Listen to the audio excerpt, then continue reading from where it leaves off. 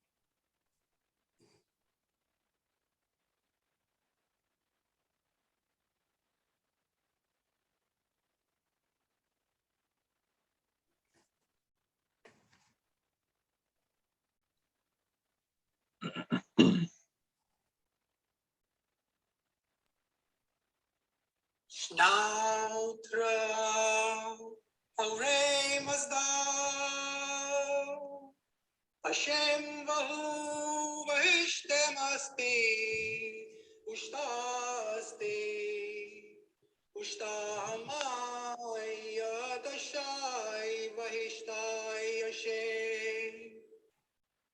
Maname Ahura Mazda. To think a good thought, to speak a good word, to do a good deed is righteousness. Happiness comes to those who live with the consciousness of righteousness. And with that sentiment, ladies and gentlemen, this is Behram and welcome to Bahumata, a program designed to build oneness with the consciousness of righteousness in humanity. The goal is not to grow the plant, but to plant the seed for each one of us to blossom with our own love, light, grace, joy, and peace. So sit back, relax, and get ready for this very special journey to enlightenment. And as you do, please join me in giving a warm Zartushti welcome to our very own Zartushti neuroscientist from United Kingdom, Dr. Karishma Koka.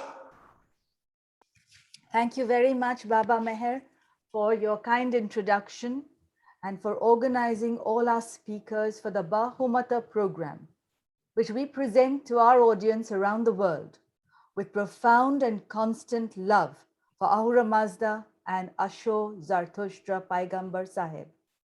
Bahumata is an endeavor with good thoughts to build fellowship via prayer with action and action with prayer.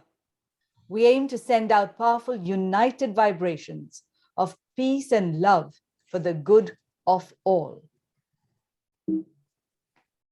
The principles of Bahumata, as most of you already know, are to conserve and share the knowledge, the prayers, the principles and the practice of the Zarathushti Daina, and to honor our priests and knowledgeable elders who give us this information so that we can live better lives and make the world and the environment a more beautiful place and grow towards Frasho Kerati. Thirdly, the aim is to bridge the communication between the elders and the youth so that we can get empowerment with knowledge and good leadership, Bahu Kshatra, from inside and on the outside for the good of all. And finally, so that with good thoughts, we can grow the fellowship and build world peace, happiness, and prosperity of all. My gratitude to my own great-grandfather, Ervad Noshiranji Pestanji Pantaki, and my great-grandfather, Ervad Sahib Pestanji Noshiranji Pantaki of the JJ Agyari in Pune. Our guiding light is Mobed Meherban Firuzgari, and our guiding friend is the late Ravanshad Mobed Soli P. Dastoor.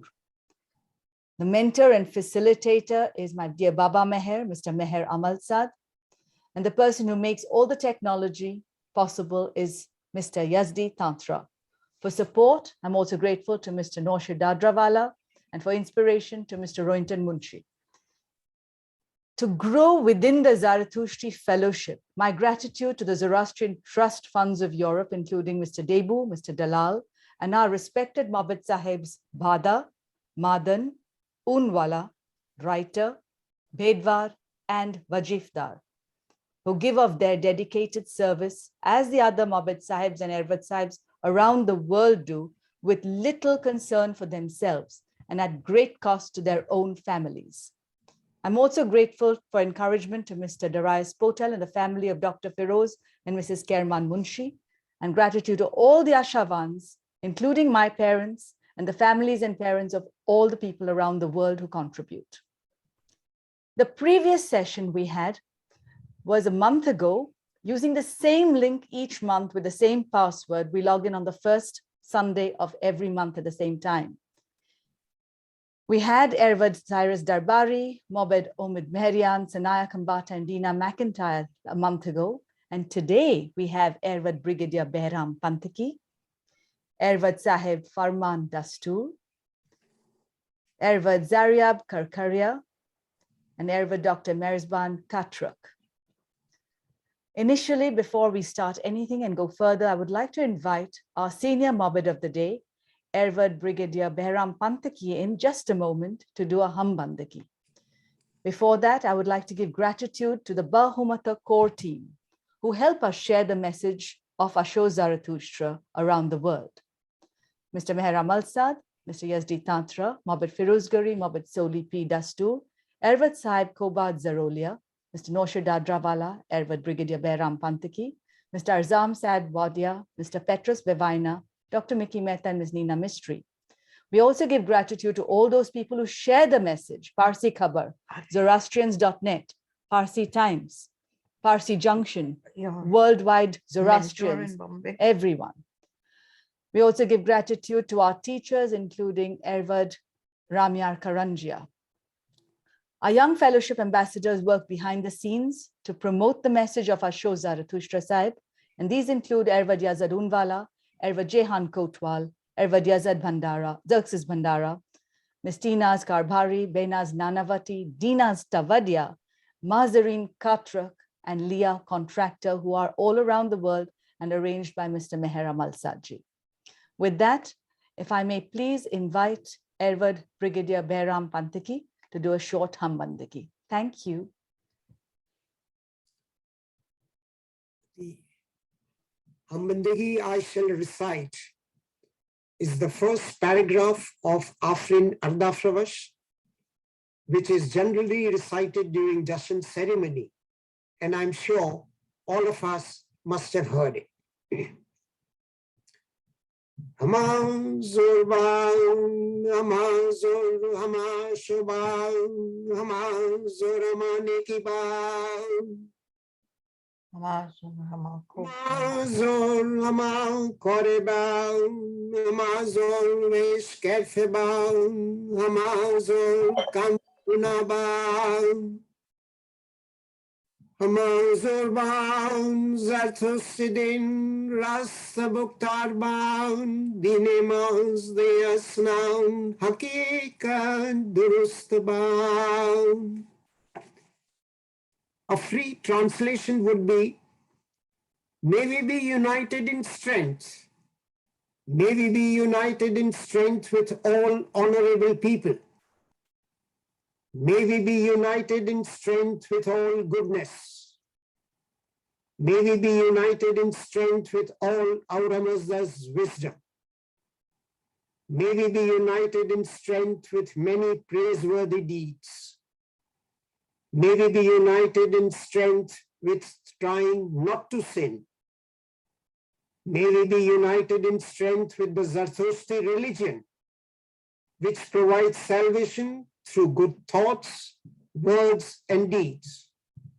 May all the teachings of the Mazdayasni religion be properly learned and faithfully passed on to future generations.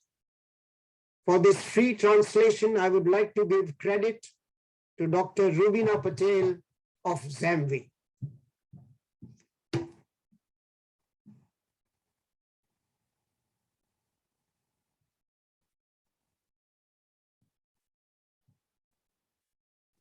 We will have a talk now by Ervad Brigadier Behram Pantaki, then Ervad Farmaan Dastoor, then Ervad Zariab Karkaria, and then Ervad Dr. Merezban Katrak. The important thing for our dear audience is that we would really like you to put up your questions in the chat box. And then we will also invite you to share in the Vahuman section with us any experience you would like about the prayers, about your Agyaris, about your Ervad Sahibs and Mobed Sahibs. With that, if I may please thank Mr. Meher Amalsadji for arranging our speakers and giving us this wonderful treat of 4 Ervads today for the first time on the Bahumata session, 2 of whom will be speaking as priests and 2 of whom will be sharing their wisdom from the combination of the knowledgeable elder and the person who has dedicated life through everyday work and their profession in society. Our first speaker of the day is Brigadier Ervad Behram Pantaki. As the saying goes, a soldier and a priest are remembered only in the times of crisis. Brigadier Ervad Behram Pantaki has that distinct honor of being a fully qualified, ordained, and practicing priest of the Zoroastrian Parsi faith and a career soldier, having served in the Indian Army for over 30 years. He commanded 2 of the 8 Gurkha Rifles. During his career, he has held important staff and instructional appointments. He has battle experience, having been deployed on the Indo-China and Indo-Pakistan borders. He has fought insurgency in Nagaland, Mizoram, and in the Punjab. He has the singular honor to serve as the ADC, aide-de-camp to Field Marshal Sam Manekshaw for over 6 years. In 1994, he opted for early retirement to join his family in the USA. Since his arrival, Ervad Sahib Brigadier Behram Pantaki has been serving the Zoroastrian community of Washington metropolitan area. He has co-authored with his wife Zenobia a coffee table pictorial book titled Field Marshal Sam Manekshaw, The Man and His Times. This book is dedicated to men in uniform who laid down their lives defending this country and to the widows whose sacrifice is in equal measure. The entire royalty from this book is donated to the War Wounded Foundation and the War Widows Association of India. Until recently, Brigadier Behram was the Director of Human Resources at the Kingsbury Center, a non-profit organization that provides special education to differently abled individuals. However, he is now retired, re-employed, and is serving as the unpaid chauffeur to Mrs. Zenobia Pantaki, his wife. Over to you, Brigadier Ervad Behram Pantaki. Thank you, Dr. Karishma. Greetings to all. I thank Dr. Karishma Koka, Mr. Meher Amalsad, and Mr. Yazdi Tatra for inviting me to today's Bahumata webinar. The theme of the webinar is Education through the Wisdom of the Good Mind. The underlying message of today's dialogue is to talk about Zarathustri prayers. So let's start with the basic question. What is prayer? Prayer is a medium through which we communicate with Aura Mazda. It is an individual one-on-one experience, and I consider it a personal relationship with our Maker. Prayer is like meditation. It makes you center the self, to put aside your thoughts, your fears, your passions, and to focus on the spiritual. What do we pray for? Almost all of us turn to Aura Mazda in prayer for selfish motives, to bless us and our near and dear ones, to seek comfort and wealth, prosperity and progress, success and fame, happiness and health and longevity. It's like presenting Aura Mazda with some kind of a shopping list, which we hope will be fulfilled. Most of us have experienced that we tend to make a 911 call to Aura Mazda when faced with personal or professional crisis. Under such circumstances, we take to prayer more seriously and with greater concentration. But the question is, which prayer to recite? Next question is, if I say my prayers, will my problem be solved? How long will it take for the problem to be solved? Why do we pray? Prayers give us inner strength and self-confidence. Some of us pray from habit because we believe in the efficacy of our prayers, while others pray because they have faith in prayers. Some in this audience would be of the opinion that prayers are invigorating, comforting, consoling, guiding, and satisfying. On the other end, there are those who do not pray, saying they do not understand the language and would rather believe in their destiny. If you recall, in olden days, our grandparents used to pray for hours on end. They had all the time in the world, household health, and easy-paced life. So they would spend their leisurely hours with Khodayavastha in hand. In today's fast-paced world, parents and grandparents are juggling many balls in the air, ferrying their young ones from soccer practice to baseball game, piano lessons to swimming, to karate and more. Don't I know?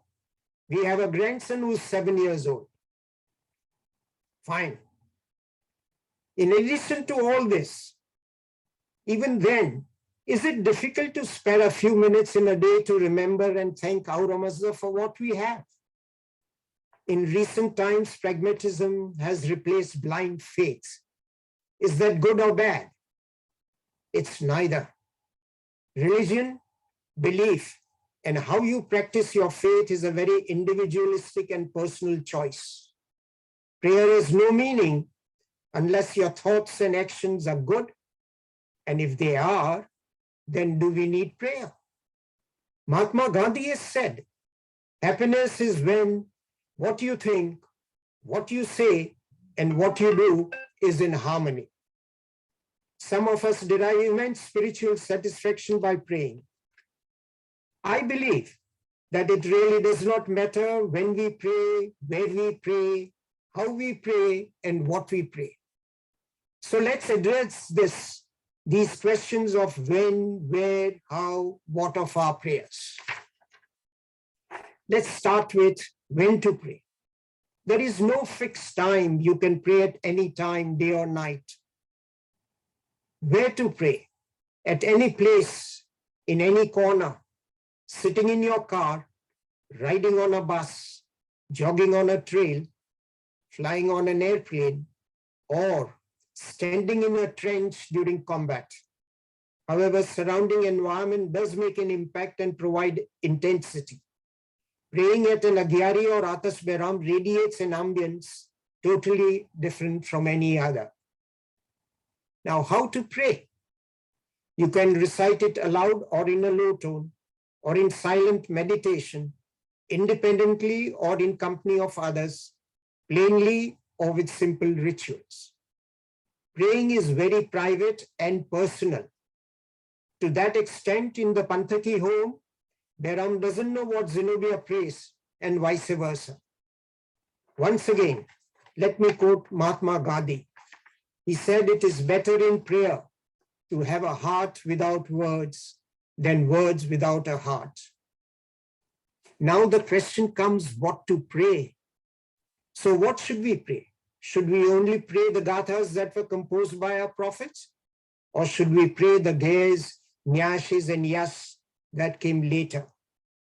It is believed that recitation of the Avastha prayers creates electromagnetic vibrations. Some say that it is important to understand the meaning of our prayers. And then there are those who say that the rituals performed during the prayers are very important. what is my personal belief? I believe that it really does not matter which prayer we recite or how, when or where. I would say recite what you are comfortable and gives you spiritual satisfaction. The length of the prayer, short or long, and how long you take to pray is of least importance. What is important is sincerity, devotion, and concentration you bring to bear while engaging with your Maker. Do we have to pray? Yes, pray you must. Prayer is a discipline we need. Prayer should not become only 911 calls. There's nothing wrong with such called prayers. But when they become our only prayers, there is something wrong. We are being selfish. It's imperative that we remember Aura Mazda every day. To me, it is non-negotiable. I practice what I preach. Reciting just Ashimbo and Yathavirya with devotion and sincerity at any time of the day, irrespective of where you are, and as often as you can, will have more meaning than reading from the Khorde Avastha for over half an hour while our minds wander in some distant field. I would strongly recommend that parents and grandparents inculcate this habit in their children and grandchildren. Now, let me come up with an alternative for those who say they do not get time to say their prayers. Just recite number of Yatha and Ashem in lieu of gaze, Nyas, and Yas as given out in our scriptures. Today in Havan, if you want to recite Havan Ge, recite 65 Yathaviriyas. If you want to recite Khorsed-Nyas, 103 Yathaviriyas. If you want to recite Hormazias, 103 Yathaviriyas and 12 Ashembos. You want to recite Patet Pashimani, recite 121 Yathaviriyas and 12 Ashem. Our prayers are very philosophical and allegorical, oftentimes making it difficult to comprehend the complexities of literal translation and interpret their meaning. Just take our basic prayers, Yatha and Hashem. Dr. Tarapowala, in his tome, The Divine Songs of Zarathustra, has listed 15 translations for Ashimvo, the prayer that has only 12 words.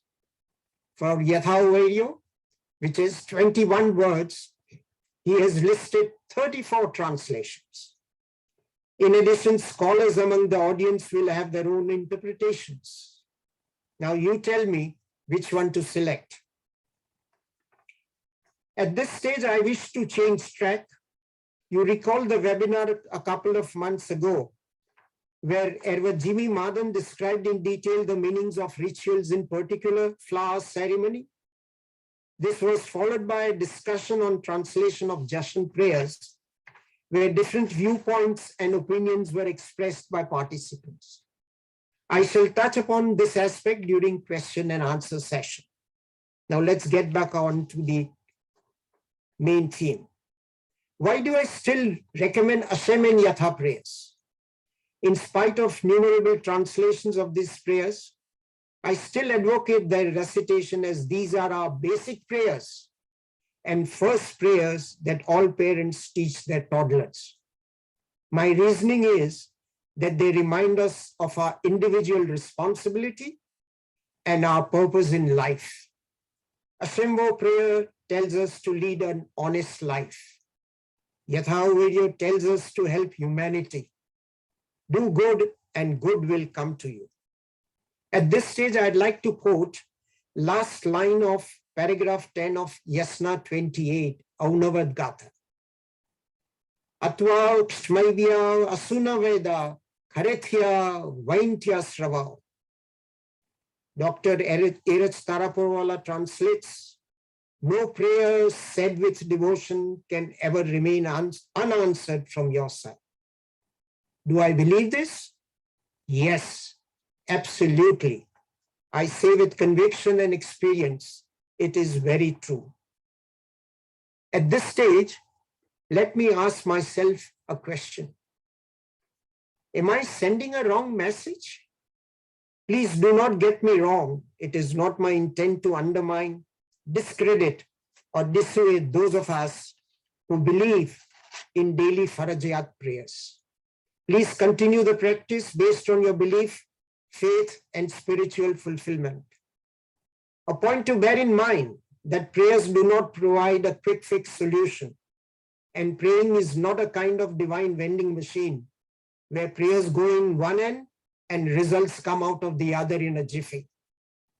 In the end, I would like to draw your attention to what Zarathustra says in Aunavad Gata Yasna Ha 30.2.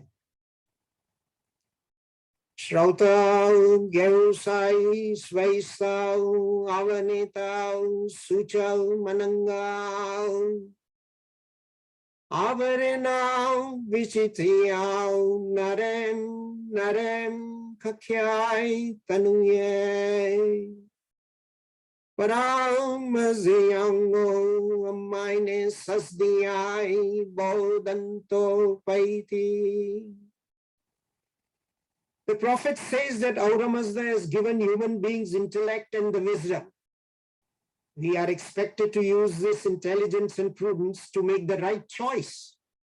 So what exactly is this choice which Zarathustra would have us make and which lies at the heart of his philosophy? He would have us listen only to our conscience, that is Dayana, and enlightened mind, Bahumana. And that choice confronting today for all of us is to pray or not. If nothing, start and end your day with two Yatha and one Hashem, with sincerity and devotion, and witness the change in your life. Your Honor, I rest my case. Thank you very much, Brigadier Ervad Behram Pantaki. You have highlighted the concepts of wisdom, education, to educe as in to bring out from within, and how we may achieve that through our prayers and through enlightening the mind so that it really becomes Tucha Mananga, the bright intellect. Thank you very much. I would like to now invite our next speaker.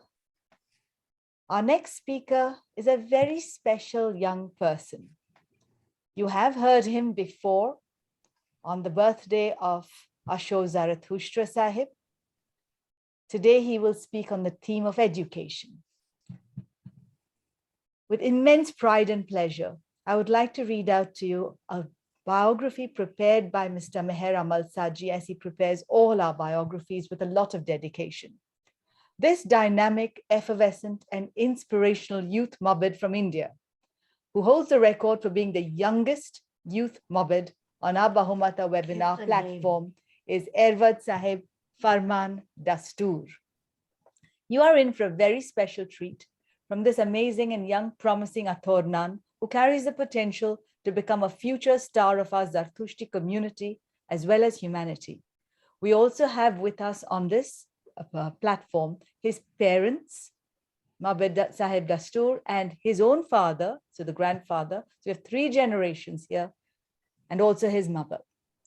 You're in for a special treat with the spirit of Asha in the 12 words of the Ashem Bahu.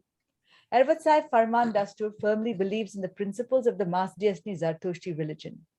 He believes that moving on the tenements of Humata, Hukta, and Huvrashta is enhancing the principles laid down by our Prophet Sahib, Zarathustra. His parents Shiraz and Ervad Dr. Sarosh Dastoor have taught him the value of maintaining cleanliness, respecting elders, and spreading happiness among humanity. His grandfather, Ervad Kekobad Dastoor, has been the head priest of the Karachi Agyari and has taught him the tenements of our Zoroastrian religion. He also serves as a teacher at the Dadar Athornan Institute in Mumbai. Based in Surat, 12-year-old Ervad Farmaan Sarosh Dastoor was ordained Nawar on the 25th of May 2021 at the Surat Se D.N. Modi Shehenshai Atash Behram by Ervad Barjor Aibada and Ervad Poras Zaroliwala, under the able guidance of Ervaz Ervad's Harvesp, and Adil Sanjana. We as the Bahumata organizers would like to sincerely express our heartfelt gratitude to Ervad Sahib Dr. Ramyar Karanjia, the principal Dada Rathornan Institute, and all the esteemed teachers of the Dada Rathornan Institute, Mumbai, for molding and shaping the children of our Rathornan families to become knowledgeable and valuable Ervad Sahibs. Ervad Farmaan is currently serving as the prefect of the middle section, standards 5 to 7 at the DPYA High School. He has been awarded numerous prizes at various events like the Monajat recitation, religious quiz, Gujarati quiz, the Shahnameh recitation, organized by the Iran League, among others. He has secured the Bantar Trophy, the Dharma Gyan Trophy, the Tawarik Trophy, and the Excellence in Co-curricular Activities Medal at the Dada Rathornan Institute, Mumbai. He has won prizes at several events organized by BPA, Zosta, Zewas, the Zoroastrian Women's Assembly of Surat, among others. Furthermore, his participation in curricular and co-curricular activities include the Aryabhat National Level Maths Competition, the Fancy Dress Competition with the theme of the prominent Indian scientist Dr. Homi Bhabha, Maths and Science Olympiads organized by National Talent Olympiad Foundation, and the elocution competitions organized by the DPYA High School. Ervad Farmaan has also participated in national level Fevi Create competition, which is a nationwide science-themed crafting contest for children, in which he made a working prototype of a smart city called the Bombay Model. He has also delivered a short speech about the importance of Navar and my experience of Navar at the very special Empowering Mobids Geo-Parsi webinar on the 11th of June, 2001. The recording of this is available on both YouTube and Facebook, among other platforms. Ervad Farmaan also delivered an excellent speech on the importance of Navar before the Dastoor Sahibs and relatives at the Atish Behram prior to the performance of his Navar ritual. And he said, after becoming Navar, we have to shoulder the responsibility of the prayers of worshippers to the spiritual world and bring them blessings. I feel privileged to be a Sampurna Navar. Those are his words. And he says, I pray to Aura Mazda to guide me to serve my priestly vocation and my community. And I know that being a Navar and wearing this white crown, this pagri, is an honorable spiritual responsibility given to chosen few, and will do my best to fulfill this responsibility and be a proper Pakka Thornan all my life. Atazamiyad Yatha Afrinami. Thank you, Ervad Sahib. He also says his principle of life is Ushtamaya Mai Ushtakamai Chit, meaning happiness to those who strive for the happiness of others. May he live long, and may long live our holy Zartoshti religion, our country, and humanity. So here's wishing our young priest, Ervad Farmaan Dastoor, the very best for his dedicated long service to the priestly vocation, and we wish him all success in his future endeavors.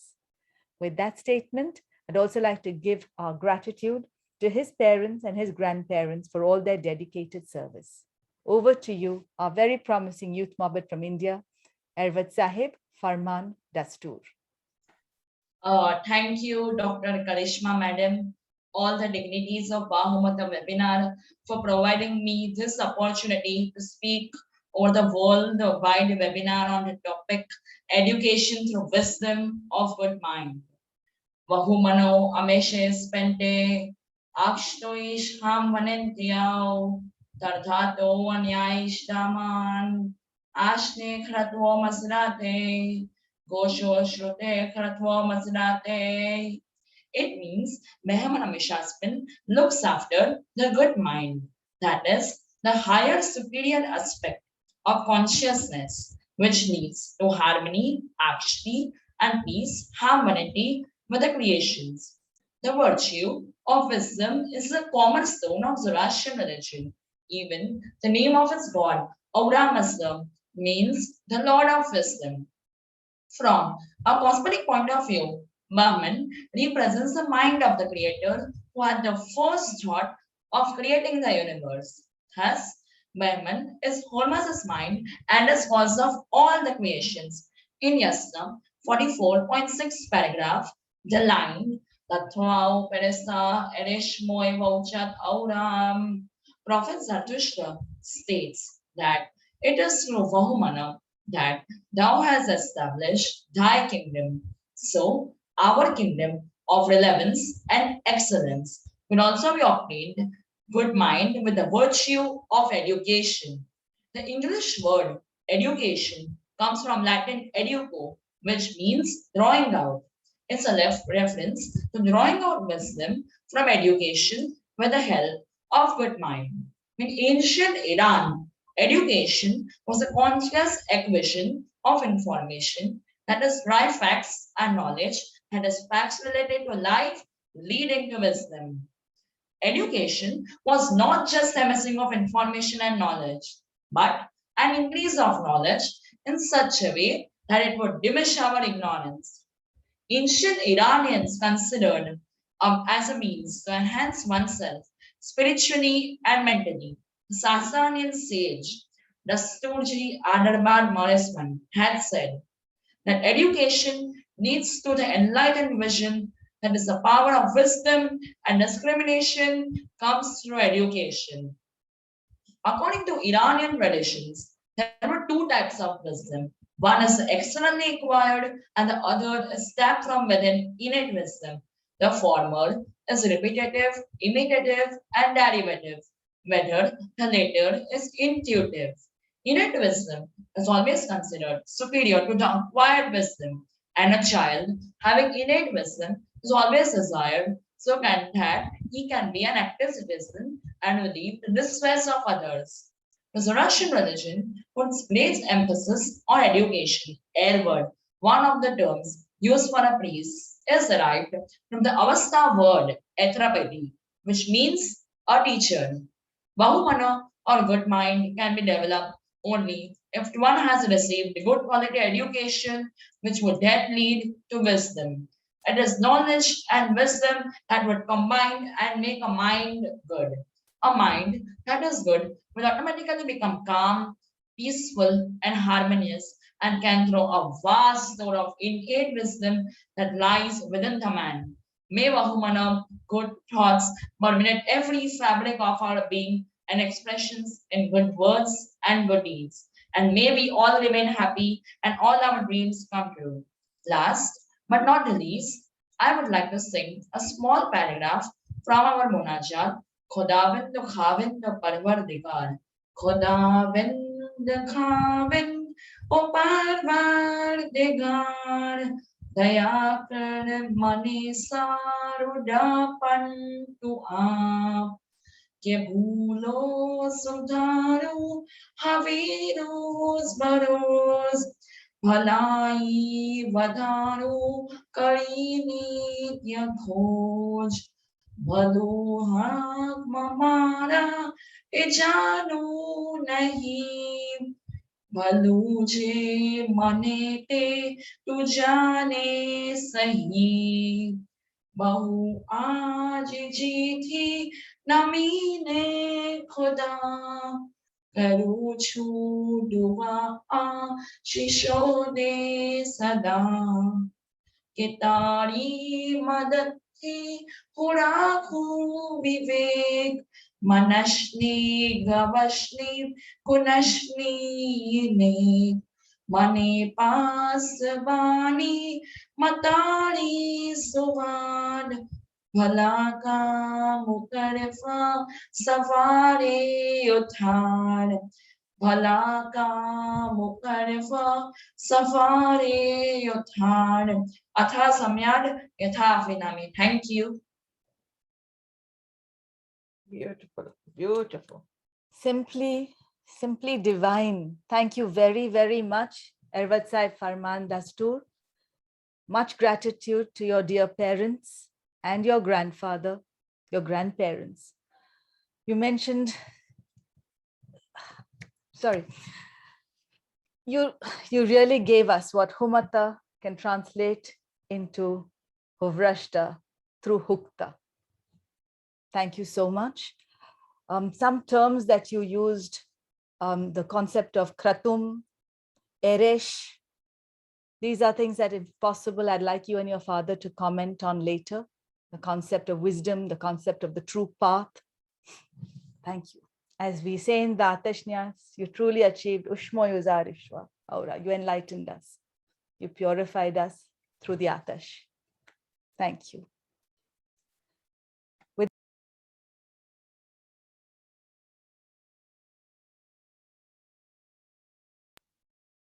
Our next speaker is Zariab Karkaria of New Zealand.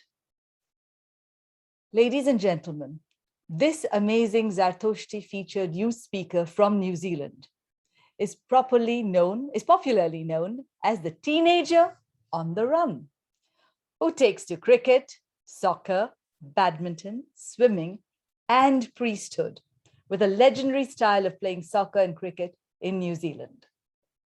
He's a strong young man of promise, Zariab Karkaria. He was born in Ahmedabad in India and raised in Auckland in New Zealand. He is a recipient of multiple awards for different sports. His passion for cricket began to burn in 2011 when he was first selected to play in the Premier grade for his club. With an impressive debut, he secured a hat-trick in the first game of the season, and since then has had no occasion to look back. Zariab Karkaria is a very disciplined young man and has earned the respect of his coaches, fellow players, in fact, everyone who meets him. He has always put his team first and respects the decision of his coaches and umpires. While he loves every part of cricket, his core strength is actually bowling. He has a right-arm fast bowler and often commences an innings himself. He was lucky to be coached by the former black cap Deepak Patel. His strengths are in swinging yorkers on the middle and leg stump and swinging the ball both ways. His interest in badminton made him represent his college at the Southeastern Zonal Championship, where his team secured the 3rd place, and he also represented his college in football. On top of that, Zariab was also congratulated by the Auckland Aero Club for his first solo flight towards the accomplishment of a pilot's license. And there we see him in all his glory with his plane. Furthermore, in 2012, Zariab ordained as a priest in the Motlibai Agyari in Malcolmburg in Bombay, and has been zealously performing Jashan ceremonies and Uthamnus, as well as Saroshnu Patru prayers for the Zoroastrian community in New Zealand. Thank you for this immense service. We are extremely grateful to you for who you are and what you have accomplished so far. Karkaria is also a 3rd-year student of mechanical engineering at the Auckland University of Technology.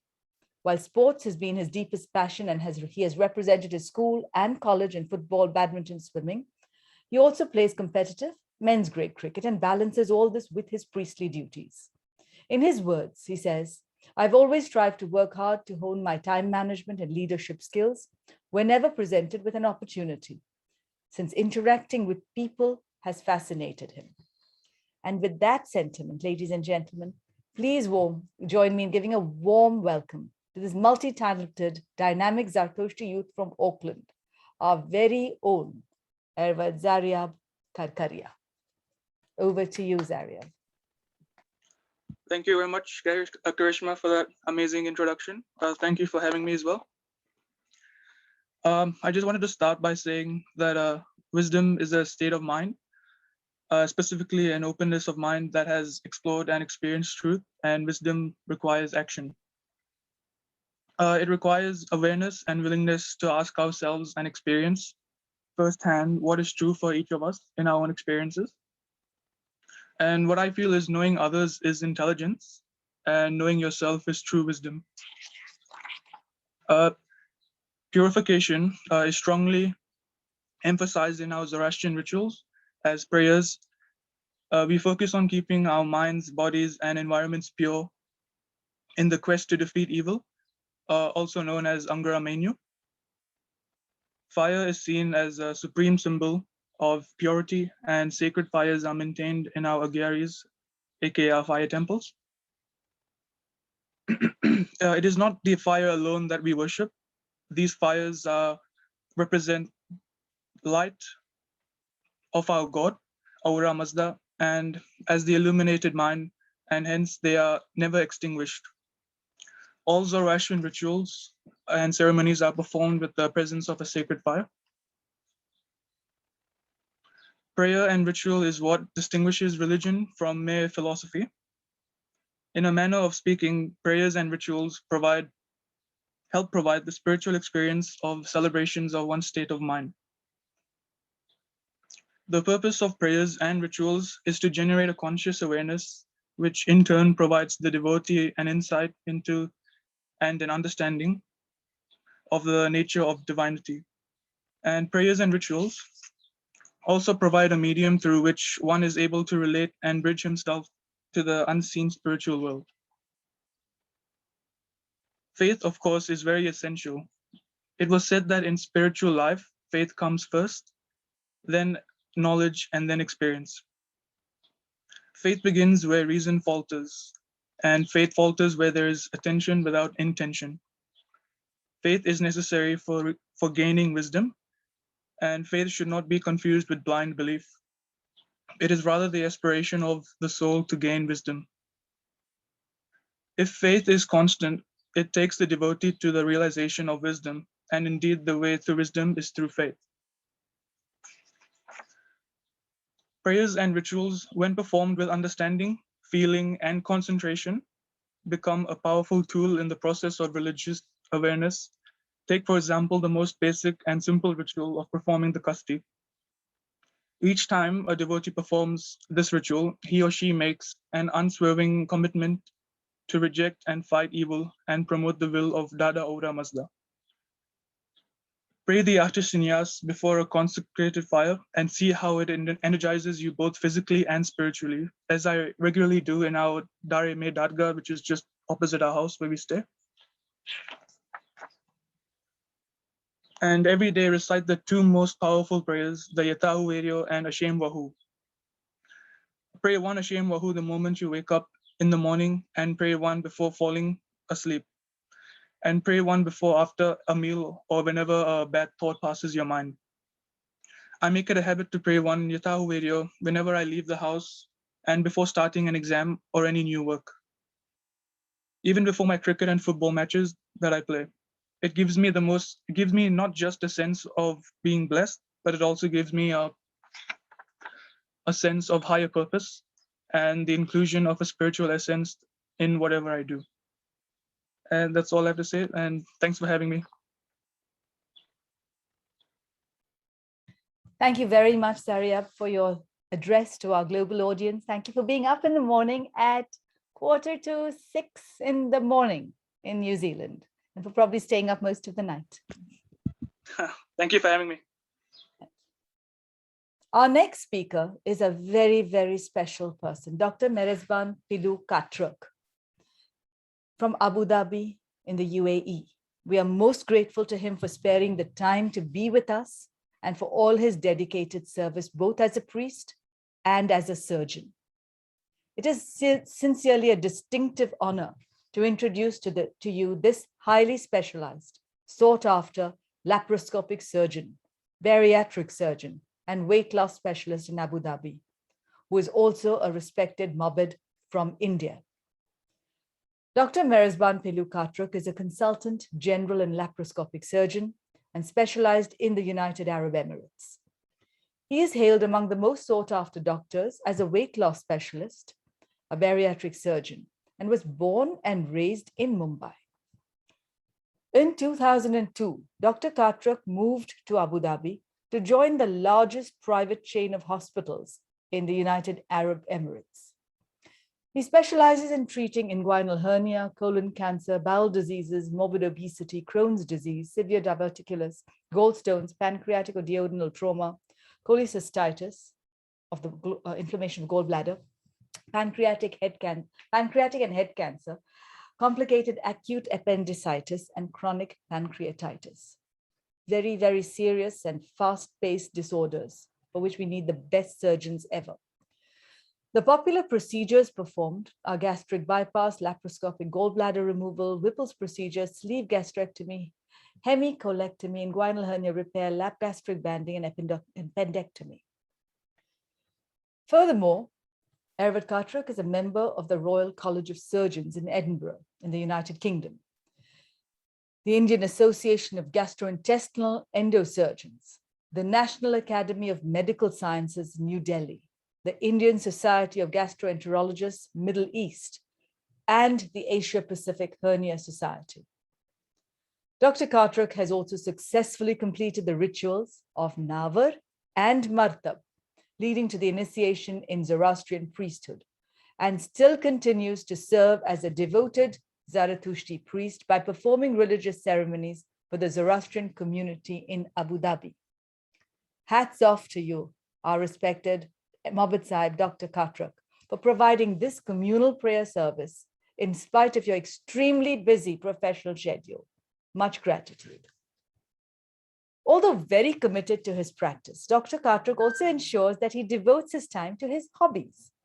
He has been a part of Toastmasters International, a global public speaking group, since 2004, and has won the first prize in the Gulf contest while representing the UAE. During his school summer holidays, he holds youth international leadership programs for children, not his school summer holidays, the children's school summer holidays. Sorry. These children are between the ages of 12 and 18, where he focuses on improving their confidence and building valuable communication skills. Moreover, he prioritizes his health and fitness with daily table tennis and half marathons. On his creative side, he experiments with photo editing. With that multifaceted personality, my deepest admiration. Please join me in giving a warm Zartushti welcome to this very special surgeon and Mobid from Abu Dhabi, Dr. Merezban Pilu Katrak. Over to you, Saib. Am I audible? Yes, sir, you are. Thank you. First of all, I'd like to thank Dr. Kashmira for such a wonderful introduction about me. I would like to thank Mr. Meher Amalsar, Mr. Dr. Kashmira for giving me an opportunity to speak here. Good morning, good afternoon, good evening to you all. To be honest, when this topic was given to me, education through the wisdom of a good mind, I was a bit confused as to what I will be speaking about. So being a surgeon, I started dissecting the sentence. First word which came across was education. I feel education is one of the most misunderstood words. Most people feel that education is books, degrees, qualifications. Actually, it's much more than that. You don't need to be a brilliant person or intelligent in order to be educated. The reason why I'm mentioning this out here today is that if there are youngsters out there in the audience today, I don't want you to underestimate your capabilities and your potential by just looking at your mark sheets. Believe me, you're much more than your score. I'll give you my own example. I'm a surgeon, yes. Did I stand first in class ever? No, my answer is never was I first in class. Was I one of the most brilliant students in my college? I don't think so. But I always wanted to be a surgeon, and I worked very hard for it, and I never give up. As Dr. Kashmira said, that I won at the Gulf contest in international speaking. It is for this contest, you have to win at first level at your club, then at your city, then your country, then you go to the Gulf contest and you have to win at your semifinals, and finally you win at the final levels. Believe me, it took me 12 years or 11 defeats before I won this contest. Did I win because I was a good speaker? I think much more important was that I never gave up. If any of you all have any goals in life, if you have anything you're ready to work hard, believe me, everything is possible.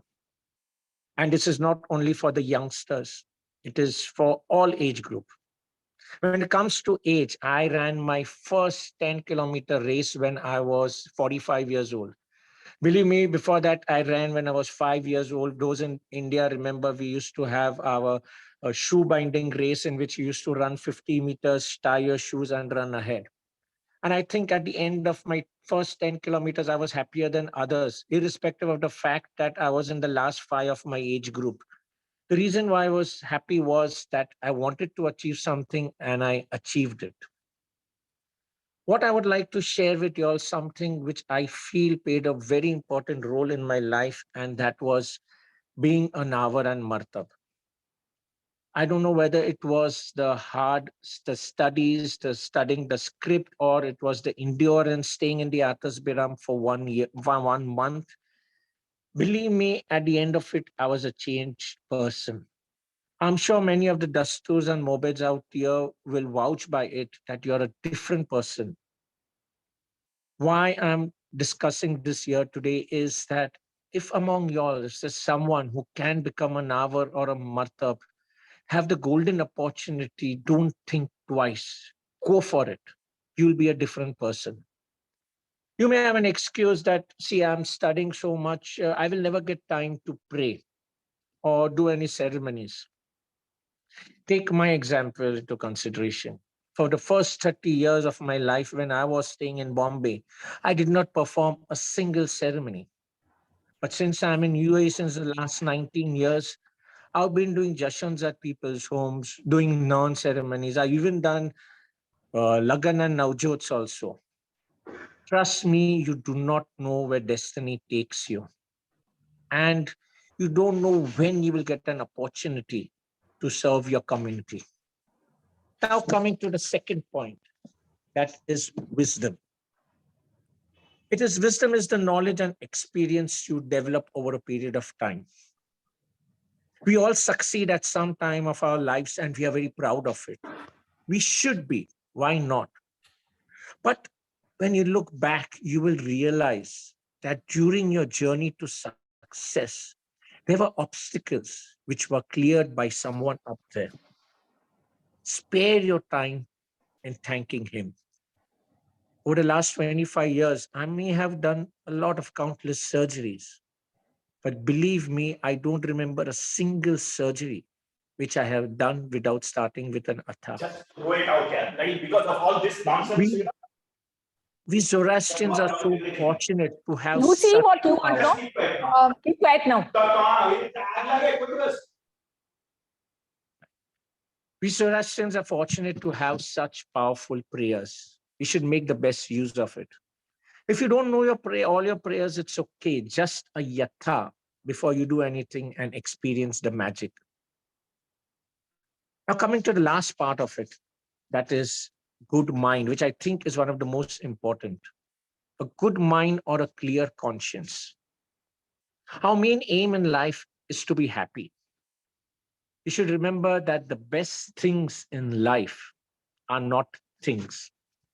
Money, degrees, qualifications, luxuries, they are not going to give us happiness unless we have a clear conscience. I will narrate a story to you which I feel had a great impact in my life. This is about a man who daily whilst walking to work is seeing a sculptor making a statue of Zarathustra. A month later on, he realizes that he has kept this statue unfinished and he has started making a new statue. The man goes up to him and asks that, why did you stop this halfway? And the sculptor replied, there was a small chip on the nose. The man asked him, where are you going to keep this sculptor, this statue? So he said, way up on the wall. The man said, who will know? Nobody will know about it. Why are you making a new piece? The sculptor replied that God knows and I know.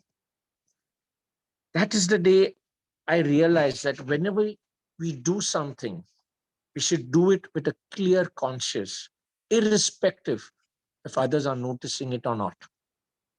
This habit may not have got me much money or made me wealthy, but it has given me a lot of satisfaction and happiness.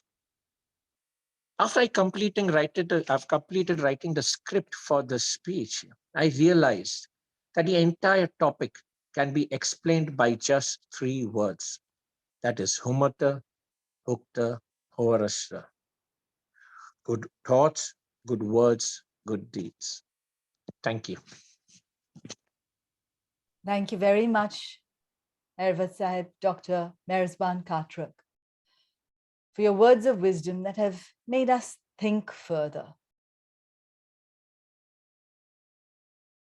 I am really in awe of how you managed to juggle all these various activities. Most of all, I'm grateful to you for inspiring our young priests to take up this very dedicated service. And I do believe, like you do, that it does have some magical influences on the brain, possibly rewiring the brain and making the person not just more dedicated, but actually much more able intellectually, Aware. increasing their awareness. True. So with that sentiment, I'd like to give gratitude to all the parents of future Ervat Sahibs who will dedicate many hours of their own life to help their children go on this long, arduous, and highly dedicated journey. And also give gratitude to all 4 of our speakers who are priests, and to our facilitator of the Bahumata program, Mr. Meher Amalsaji, who brought these 4 very special priests together to address us today and inspire us to build education, build wisdom, not just in ourselves, but to encourage that in other people, bringing out the best in them so that we can build a much stronger fellowship and work towards true Frasho Keriti, internally and externally. With that thought, I'd like to now move on to the question and answer section. Please put your questions into the chat box so that we can take them for each individual speaker. I do have a question for Brigadier Behram Pantaki, because he mentioned the prayers that he has helped people understand during his jashans. For that, he has a little booklet that he has published, which I will request Yesdi Tantra to keep ready. But before that, I'll take the questions from the audience. There is a comment from Mobadyar Manik Bujwala, with credit to Ervat Farmaan Dastoor, from Ervat Khushru Bagli again to Farmaan Dastoor Sahib. Dina McIntyre, a very erudite lady, has a question for you, Ervat Sahib Farmaan Dastoor, asking you for a translation of the last prayer, the Monajat, Khodavind Khavind. Would you be able to give that to us first?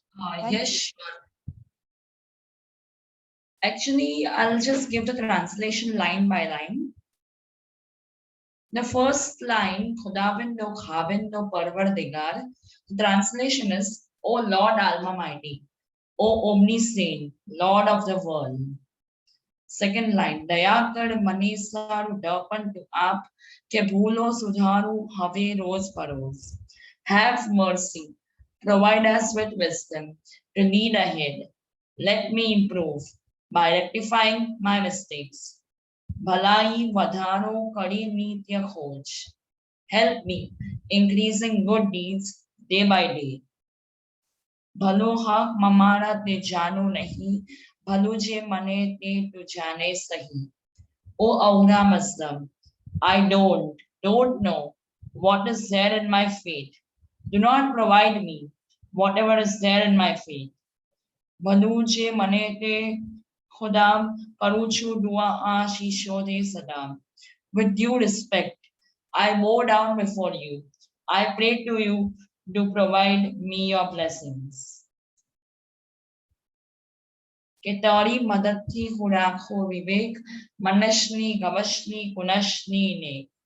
With your help, I gain the wisdom and purity, good thoughts, good words, and good deeds with you.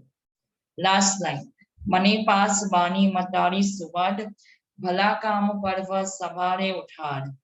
Do make me sit and sleep in your company, so that I get up every day for a good need I company. Thank you. Thank you, Ervat Sahib Farmaan Dastoor, and gratitude to your parents for teaching you the meanings of the prayers that you pray. With that, I'd also like to invite Dina McIntyre, who asked this question, to share with us her experience of meanings of prayers. Now, Monajats, as I understand it, have come into being to help people. And as one of our priests explained some time ago on the Bahumata session, came into being to help people understand the meanings of the prayers, because people did not understand Avastha or Palvi. So they were rewritten in Gujarati as the Monajat so that they could be sung with families, increasing the translation of knowledge from the elders to the juniors in a family environment. However, Dina McIntyre herself has learnt Avastha. So I'd like to bring her in for a little comment if she would like to. Well, thank you, Karishma. I have to say that originally, I did not pray in Avestan at all. I just talked to the divine in English all day about everything and anything. But since learning Avestan, I have tried to understand the meanings of certain prayers. And some of them are very, very beautiful. Anything, I think, that opens our hearts both to the divine and to each other is worthwhile. Whether we say it in English, whether we say it in Avestan. And the way I look at it is I still have a lot to learn. So I can only tell you what I have learned so far. But one thing, do not be afraid of asking prayers, what I call asking prayers. Some people look down on that as though, you know, well, God is not an insurance company. That's true, he's not. But if you're in trouble, you know, he is there. I think it was Erva Pantaki said, there's in the very first Gatha, there are the words, for I know that words deriving from good purpose and from love are not to be left wanting by you. The other thing is there are giving prayers, and those are our thoughts, words, and deeds that help others. So between asking prayers and giving prayers, life can be beautiful. That's all I have to say. Thank you. Thank you very much, Dina. We have a comment from Mr. Yashan Joki and then one from Mabit Sahib Zarir Bhandara. Yazdi, if you can find Mr. Yashan Joki, if at all, or Mabit Sahib Zarir Bhandara, then they can make their comment on the speeches themselves. Mr. Yashan Joki says, excellent, Zariab. Manik Bhujwal also commends Zariab. Now I'd like to take the question from Mabit Sahib, or the comment from Mabit Sahib Zarir Bhandara to Dr. Katrak. So if we could spotlight Dr. Katrak. He says, Dr. Katrak, agree with you 100%. So proud of you, and thanks for emphasizing the importance of going through the Navar and Martab ceremonies and the benefits of the same and the importance of our prayers. With that, if I could translate that into a question to Erva Dr. Merezban Katrak. What guidance do you have for the youth to take up the prayers, but balance it with furthering their profession? Now, this becomes extremely difficult. I'm personally in favor also of full-time Mabids so that they can complete their concepts or the concepts of the tarikats, maintain their barashnum, all very difficult if they also have a profession. However, I'm also in favor of those people who are part-time Mabids who end up balancing several roles and do it most dedicatedly. Please give us any thoughts that you have so that we can have more Mabid Sahibs from the younger generation. Good evening. Thanks for the question. The most important thing I think is that time, we have to make time for everything. If you're playing a sport, you like cricket, you get up at 5 o'clock in the morning and go and play cricket. And similarly, I feel for anything, whatever you like, whether it is religion, you want to do prayers, you want to have a sport, you have any, you have to create time, and it is very easy to, if you are really dedicated to it, you can make the time. So for prayers also, you can change your schedule or something or the other. is make time, and you will see the benefit, especially when it comes to prayers. What are we doing? And when you're studying in college or something, you're memorizing something. Believe me, once you do your Navar or Martab, there is so much you're praying out there. Life becomes easy. Your studies will become much simpler after you've done all these prayers. What other thing in life is you get a, what is it called? I mean, some tough situations take place in life. You are supposed to have a rigid, when you are becoming a Navar and a Martab also, you are staying away from other people.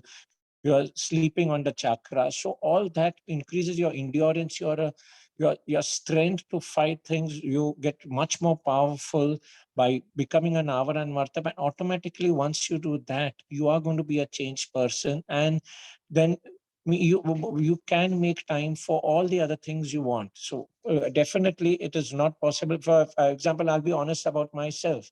When I was in Bombay in the medical field and all, it was not possible for me to make enough time to go to the Agyari to perform ceremonies and all. But I used to make a point to go to the Agyari and the Atas Behram at least once or twice in the week to perform prayers on my own. Thank you very much, Dr. Ervat Sahib, Merezban Katrak. The people who are on this call and those who will watch this recording afterwards, it is up to us to encourage our young Mobed Sahibs and our senior Mobed Sahibs who are dedicating their life to this journey of deep dedication and sacrifice. Please, please, I request you all to do your very best to give our Mobed Sahibs and their families the respect and the gratitude, the joy of simply seeing a congregation stand up when their Mobed Sahib enters the hall. We do that for our principals in school. We do that for people who serve the nation, the NHS, the co-workers who sacrifice their time and dedicate their lives to looking after society. My humble request is we owe our Mobed Sahibs great respect. With that, I put a question to you before I put a question to Ervad Brigadier Behram Pantaki. And I would love for you to share your thoughts in the Vahuman sharing section, which we will start in about 5 or 7 minutes, hopefully. Question is this: would you like a part-time person at the armed forces front? Would you like a part-time prime minister? Would you like a part-time person in a very responsible position? And if you do, would you not want also a full-time person at the front, at the armed forces, saving your country, saving your life as a doctor? And do we want to give them a pension, a provident fund, a widow's pension?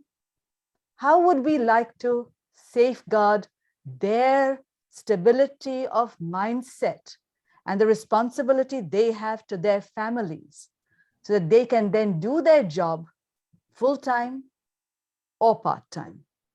I leave that question to our audience to come back in the Vahuman sharing section and give their esteemed opinion. Now I have a question for Ervad Brigadier Behram Pantaki, which I put to him earlier, which is, please comment on the guidance of Asho Zarathustra on the importance of education in caring for each other and the environment. Because I believe as the armed forces works in times of war, they also work in times of peace to maintain peace. They also work for the environment. We have the Conference of the Parties, the COP26 event by the United Nations happening as we speak. And every environmental disaster, whether it be a flood, a famine, drought, landslides, we end up calling upon the armed forces. To maintain peace, we also call upon the armed forces. So it's not just in times of war. And we're very grateful to Ervat Sahib Behram Pantaki to share his experiences with us.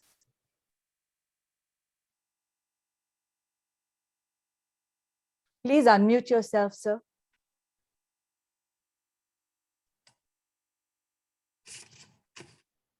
Thank you, Dr. Karishma. This is a very valid, important questions, and unfortunately, pardon my saying, but people in Civvy Street are not fully aware how the armed forces function under such circumstances. What I'm going to talk to you about is about the my experience with the Indian Armed Forces in the Indian environment. The Armed Forces of India, they have a charter of duties called Aid to Civil Authority. And that is one of the charters. Now, aid to civil authority for any and all eventualities. They may be natural or man-made. The natural would be floods, earthquakes, famine, landslides, mudslides. What are the man-made eventualities? You have civil disobedience, you have riots, you have election duties, and there are times when you are responsible for the funeral of VIPs. Now, how does this work? This is all part of civil administration, which comes under Ministry of Home Affairs. But it has been my experience, whenever there is a crisis, the Ministry of Home Affairs finds a scapegoat. Simply call out the army. In actual fact, the armed forces aid is required only when civil administration has expended all resources at their disposal by way of men and material. However, that is not being done. So Ministry of Home Affairs requests the Ministry of Defense, who in turn tells the army headquarters, and in turn, the local area commander gets his instructions. Now, how does the army or the armed forces bring the situation under control? The moment we have these or given these orders, we identify key result areas. We prioritize our responsibility and the tasks to be completed. We have carry out quick planning, allot resources, and thereafter we monitor the situation continuously.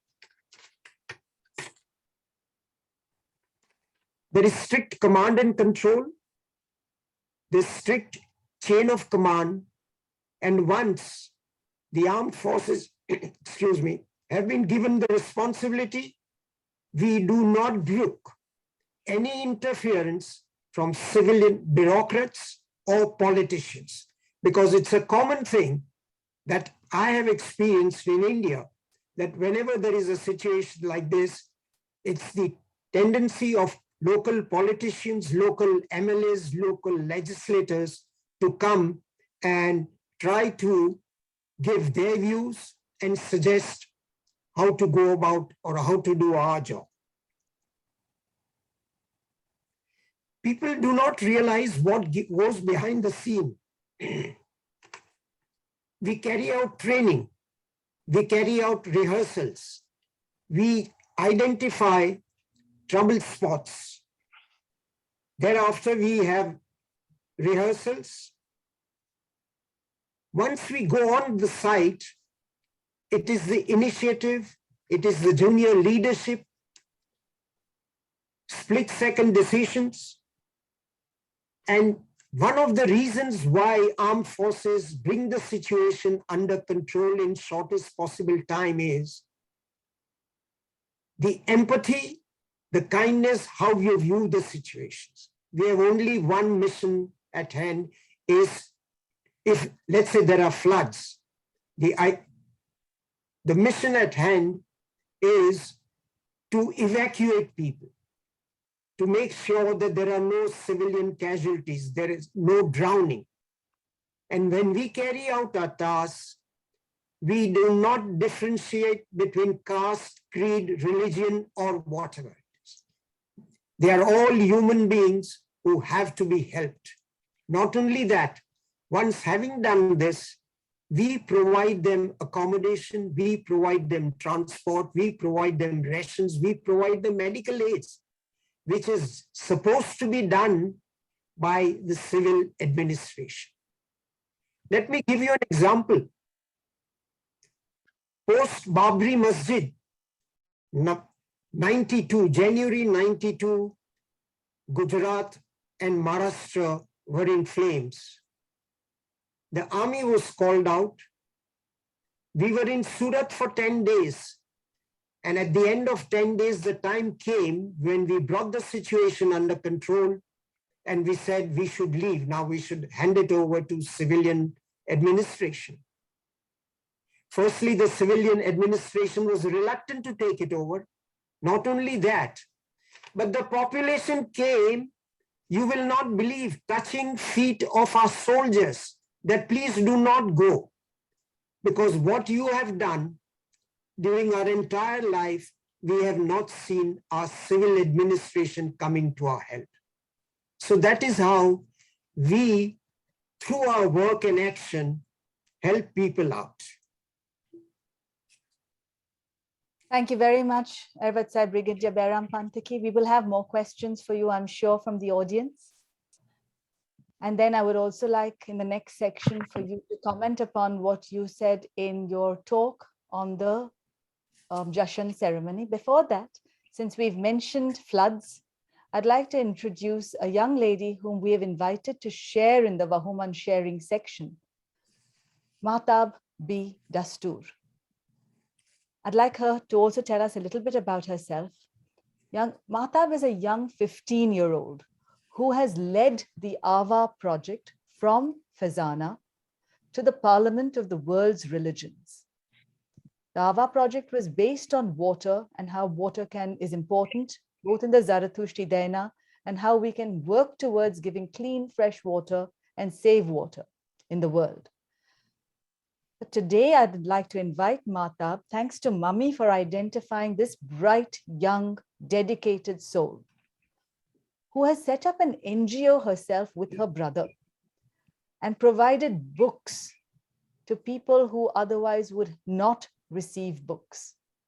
This really brings out the concept of education with dedication, as Ashok Zarathustra Sahib has guided. Mahtab, over to you. And much gratitude to her parents for making this wonderful, bright, shining star. Thank you, Karishma, for the introduction and for the opportunity to speak today. My story starts in Houston, Texas, specifically on August 25th, 2017. On this day, Hurricane Harvey officially hit my home, and Harvey was reported as the worst hurricane of the century.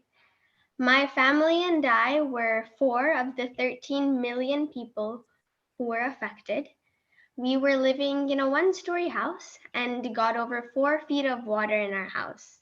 We lost practically everything. As a child, I was always an avid reader, and even now, whenever I have free time, which isn't very often, but whenever I do, I read a book. And so when our house was flooded, I lost all my books. Books were my safe haven. They were the one thing I could depend on to give me a chance to live in a different reality and escape reality. And I needed them more than ever at that time. So the loss really helped me understand the joy that reading provided to me. It also made me realize that millions of children never have the chance to hold a book in their hands, to read the book and to slip into another world. From that moment, I decided to make it my mission to make sure every child in the world had a chance to hold and read a book, a chance to see the world in a different perspective, a chance to see what the world could be, a chance to explore beyond themselves. I contacted my school librarian, Mrs. Vaughn, and told her about my idea, and she was extremely enthusiastic and willing to help. So we began researching and laying out a rough plan. Mrs. Vaughn and I decided that Vietnam would be a good candidate for our first mission because there was a need for books there, and English was a common language spoken there. We did our research and found, contacted, and partnered with a nonprofit organization called Sunflower Mission that aided the youth in Vietnam. And so we collected books from all the schools in my district, vetted them because Vietnam is a communist country and there are strict rules regarding what type of content is acceptable. And then we sent the books over to Vietnam through Sunflower Mission. When we received pictures back of children in Vietnam villages holding the books we had sent and smiling, it was extremely humbling and heartwarming to see that our efforts had paid off, and that a group of children somewhere in Vietnam across the world had a chance to feel what I felt when I read a book because of what we did. And my brother and I have also done another mission in the Bahamas, and we've officially formed a nonprofit. But reflecting back, all of the work that has been done has been guided by our desire to do good, which is one of the pillars of Zarathustra faith. Our volunteering has followed the Yatha Ahu radio prayer, which guides us to help those in need with good actions done with a good mind. This is also related to education, which is one of the themes in the Gathas, the teachings of Zarathustra. Everything we have done, every action, giving every book, has been guided by Vahumana, the good mind, and the teachings of our religion. That is my story. Thank you. Thank you very, very much, Matab, and much gratitude to your parents and your teachers who have sculpted you into this person that you are, and you who have educated yourself to become this person, truly in the light of Asho Zarathustra's Paigambar Sahib's teachings. At this point, I would like to invite our audience today and the people who listen to this recording to email us with further suggestions for such Bahuman sharing by Zarthushtis around the world, so that we can hear these stories and communicate with them to build the fellowship and encourage people to take good action with the wisdom of the good mind through education and the building of Kratum and Tushnamaitish. Kratum, as Ervat Sai Farmaan Dastoor said, the innate and the acquired wisdom, and Tushna is the concept of wisdom that comes with quiet contemplation, as Mohammed Sahib Zariab Bhandara himself has taught us before. With that, may we please have a share from Mr. Kavas Desai. Thank you, Kavas Sahib. Please go ahead. And thank you, Yazdi, for finding our speakers each time. Dr. Karishma, the question I have is, how do we train our younger generation? How do we instill a sense of pride in them to learn more about our religion?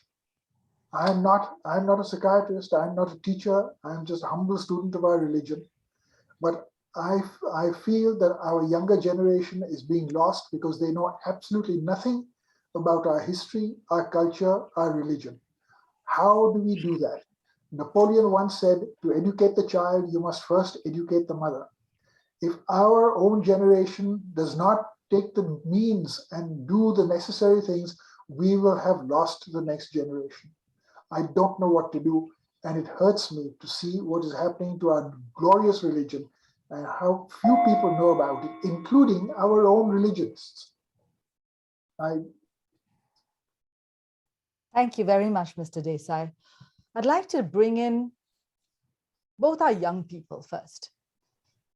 Ervat Zariab Karkaria, and then Ervat Sai Farmaan Dastoor, then Dr. Merezban Katrak, and then anybody else who would like to put their hand up to help Yazdi spotlight you.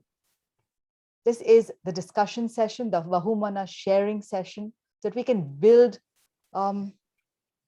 Vahishta Mano, the great consciousness, which is the superior, the one consciousness, as Asho Zarathustra Sahib teaches, which Ervat Sahib Ramyar has written about. Zariab Sahib, over to you.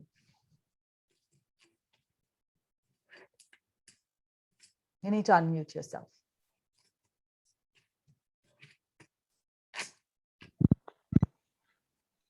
Sorry, could you repeat that again?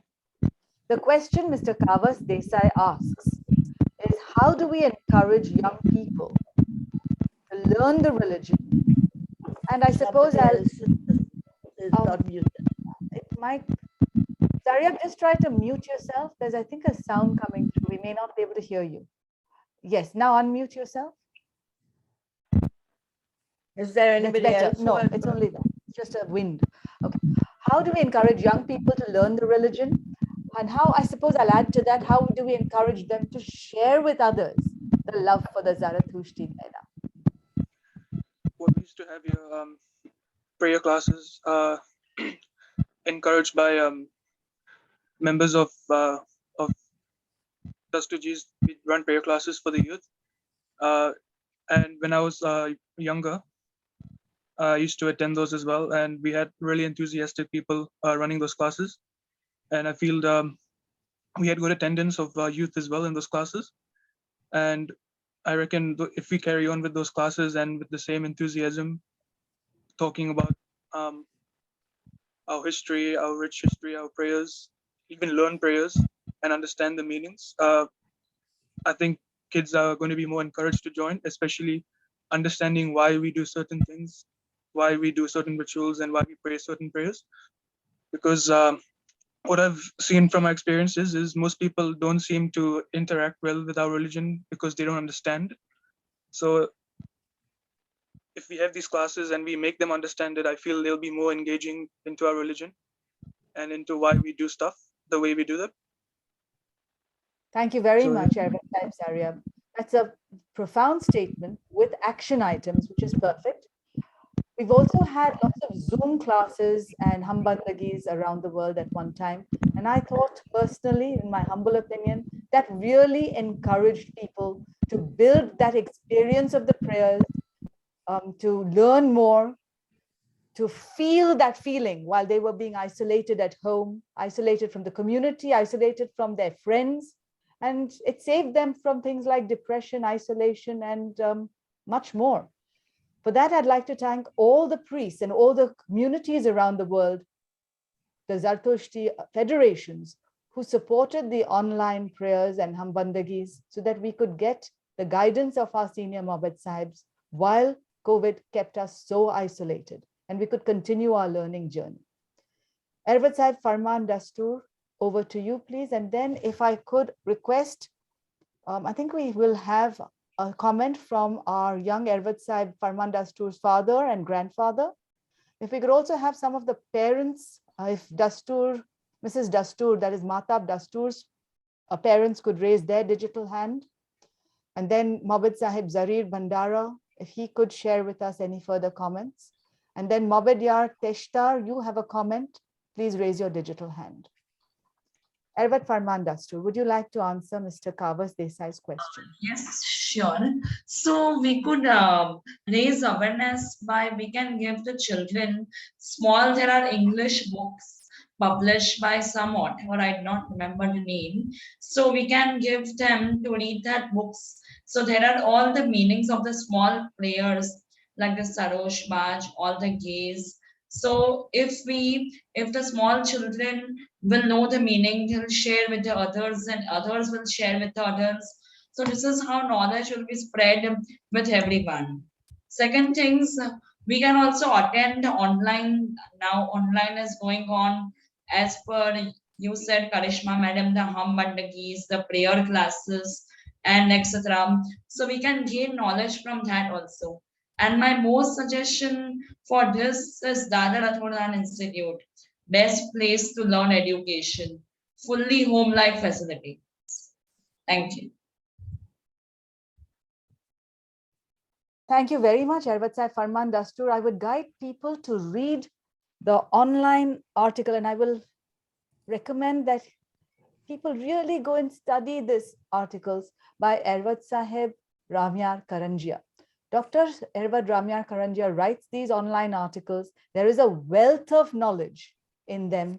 They're readily available online. There are books. We have Mr. Meheria Rivetna, who has written a book, Zarir Sahib, who does these Hambandagis, and many others to build the knowledge. Ervat Sarosh Dastoor, as the father of a priest, of a full Sampurna priest, as the son of the high priest of the Pakistan Agyari, please may we have your comments. Wait, we've got Zarir Sahib Bhandara already spotlighted. We'll take his question and then over to you, Sarosh Sahib. Yes, Zarir Sahib. Yes, Please, I Anand. totally agree with Erwin and Dr. Katrak about what he said, that when you go through Nawar and Martab ceremony, it brings about total transformation in you. Not just the physical things that we have to do, but also it changes our thought process. And all this happens without knowing.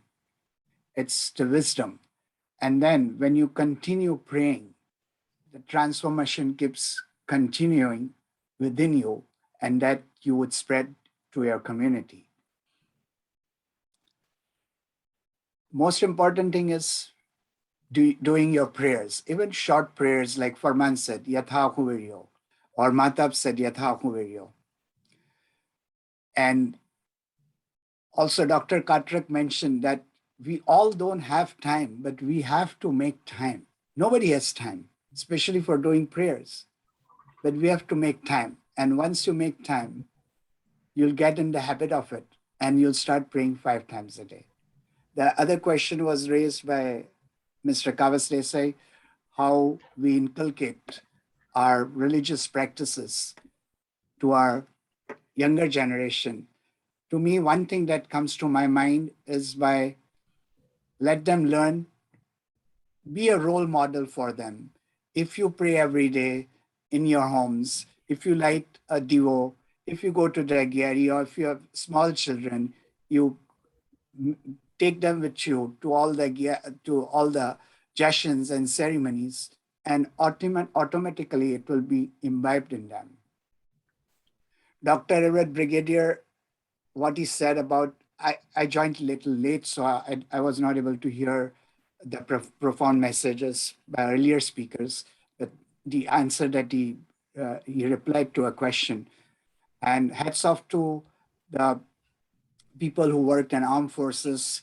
I'm a prodigy of that. My father was in Royal Indian Navy, and I know what they go through. And it's not just that they fight, but how they help in different humanitarian projects, bringing about peace in the country. So in our religion, since Shah Jamshid reign, we are given 4 classes: Atornan, Ratheshraran, Vastriyoshan, and Hotokshan, the priests, the warriors, the farmers, and the artisans. And that is really something very profound. Thank you very much, Dr. Karishma Koka, Jeruma, Mr. Merezban Katrak, for having this program. Thank you very much, Mobed Sahib Zarir Bhandara, who has also trained his son, Ervat Sahib Mobed Xerxes Bhandara, to be a full priest, a student, a highly educated person individually, who also educates others while continuing his higher education, both academically and through the work and the classes of Ervat Sahib Dr. Ramyar Karanjia in Avasta, and continues the knowledge theme from Dastoor Kotwal. And my gratitude, as Mummy says, to the priests' wives, their mothers, for supporting this in a very, very difficult, strict sense of rules that they have to follow to enable our priests to continue their work. With that, may we please ask Mobed Sahib Dr. Sarosh Dastoor, and if he'd like, his father, Senior Erva Dastoor Sahib to share their wisdom. Thank you so much, Dr. Karishma. I just had conversation with my father. He's basically our promoter and protector. All information and knowledge, whatever we have gained, and Farmaan, whatever he has just provided his views, definitely the credit goes to father. I just had a discussion that basically when we mold a child, what a child feels like. A little child is always interested in stories. So directly, if you make him or her recite the prayers, right, he or she may not like. But if you try to mold him with our Iranian history, provide the information, what is Zarathustra? What does it means to him? What were the miracles? Children are always moved by the miracles. They always find that why I should be attracted, why I should believe Zoroastrian religion, like why I'm watching Chota Bheem or Spider-Man or Superman, we are getting attracted towards it. We get them influenced by themselves. So can we mold them in such a way? There are many superhero books available, like our Zarathustra, the superhero of our Zoroastrian religion, the promoter, the protector, the patron of our Parsi Zoroastrian religion. If we show them the meaning of Parsi, Par Darshak Arsi, how it came into existence, definitely they will feel like, oh, this is our religion. So now what is more there in our religion? So now here comes the prayers. In our house, my father is already conducting this sort of small sessions to the children who are coming for Navjot and Navar prayer preparations. He starts with that only, so that I got the information that how they are molded. Even once I felt that, and I just asked them that what do we understand by the prayers? So they were just searching. One of them was just fumbling with the mobile. I asked him, if you wish to connect it to the Wi-Fi network, what you should have? He said, Mane password aponi? Yes. Even to connect to a Wi-Fi network, a password is required. So what is a prayer? Prayer is our password to Almighty. It is the steering wheel. What you have to steer it in that way to improve the directivity of ourselves. And that will lead to our destination. And that is how our class starts, with fun, learning, and then engaging ourselves with the prayers. So children at the end of the day, what they gain, not only just knowledge, but fun and importance of the religion.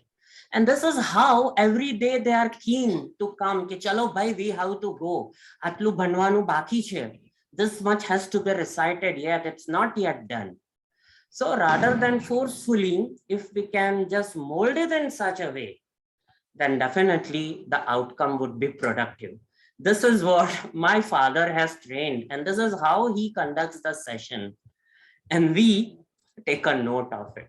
So this is just what I thought to share my views of his long held journey, whatever he has imbibed and showered knowledge upon us. That is what to share. Thank you very much, Erva Dr. Saroj Dastoor, who is an electronics engineer who specializes in communication technology. And he's told us how we can communicate further at the higher level. Our gratitude to his father, Abid Sahib Dastoor. Bo Merbani, Hamajor, Hamashobat Sahib. Mr. Kawas Dastoor would like to continue this question. He has a specific question. For that, I'd like to bring in the parent of one of our Young Bahumata Fellowship ambassadors. And that person is Erva Dr. Merezban Katrak, whose daughter Mazareen works behind the scenes, not just for Bahumata, but to spread the knowledge of Asho Zarathustra through her actions at university level, in her society.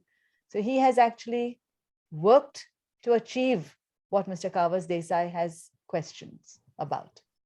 Please comment on your question further, Desai Sahib. You're unmuted. Go ahead. Yes, but my question, my question always is that I learned more about our religion when I became a Nava way back in 1953, probably before most of you were born. And I learned more from the priests then, because the priests themselves were knowledgeable as to what was done. These were the priests in Navsari. Today, I'm sorry to say, most of the priests know very little about our religion. They know a lot about the rituals. They can repeat their prayers by rote, but how many of them know the meanings of the prayers? How many of them know the history? When you ask them a question, their answer is, we do this because it has been done for 1,000 years. Why has it been done for 1,000 years? Whether it is right, wrong, or indifferent, you do not get a proper answer. As far as the children are concerned, how do we motivate the parents? I hear Dr. Sarosh said that, yes, we have to make it interesting for the children. How are the parents going to make it interesting for the children? Does the fault lie with the parents? Then what do we need to do to increase the interest of our younger generation into the glories of our religion? That has been my question for a number of years to a lot of people who are involved in all of the Daremeres over here in the northeast of the USA. Thank you very much, Arvat Sahib, Kavas Desai. I am very fortunate to have both my daddy and my mummy who are very focused on conserving the knowledge in the Zarathushti Daina, and teachers who have encouraged that, grandfather who has encouraged that, and Mr. Merezban Malsadji who has put me in touch with many more people who have the knowledge, for which I'm very grateful. And Zariab. And Mohabbat Sahib, Zariab Vandara, and Dr. Ramya Karanjia, and others. Soli Dastoor Sahib, our Mohabbat Sahib, Firuz Gari, all very knowledgeable senior priests who have both the spiritual knowledge, the meanings, the knowledge of the meanings, and the knowledge of the tarikats.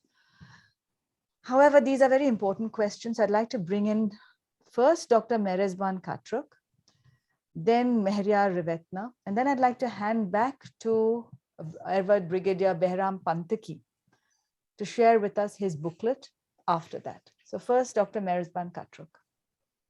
Thank you, Dr. Karishma. I think I personally feel this damage has taken place one generation earlier. I'm talking about my generation. I truly agree with what Dastoorji Kavas says, that even I'll be honest with you, I may be doing the rituals, I may be doing the prayers, but if you ask me what everything means and whether about the history and about those, I may not be able to answer all the questions.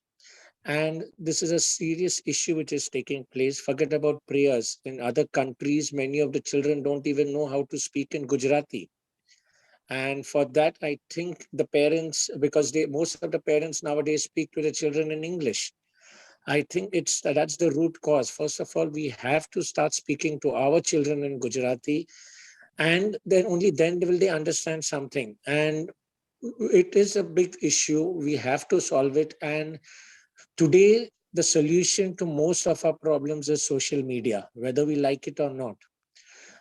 I personally feel that if we have what all the other people spoke, Dr. Sarosh spoke, others spoke about videos and all, if we can have, we have got youngsters who are into animations and all, if they can make certain videos and form links for that, and we just forward it on WhatsApp, there are so many things which many links which are forwarded on WhatsApp and we are ready to see them.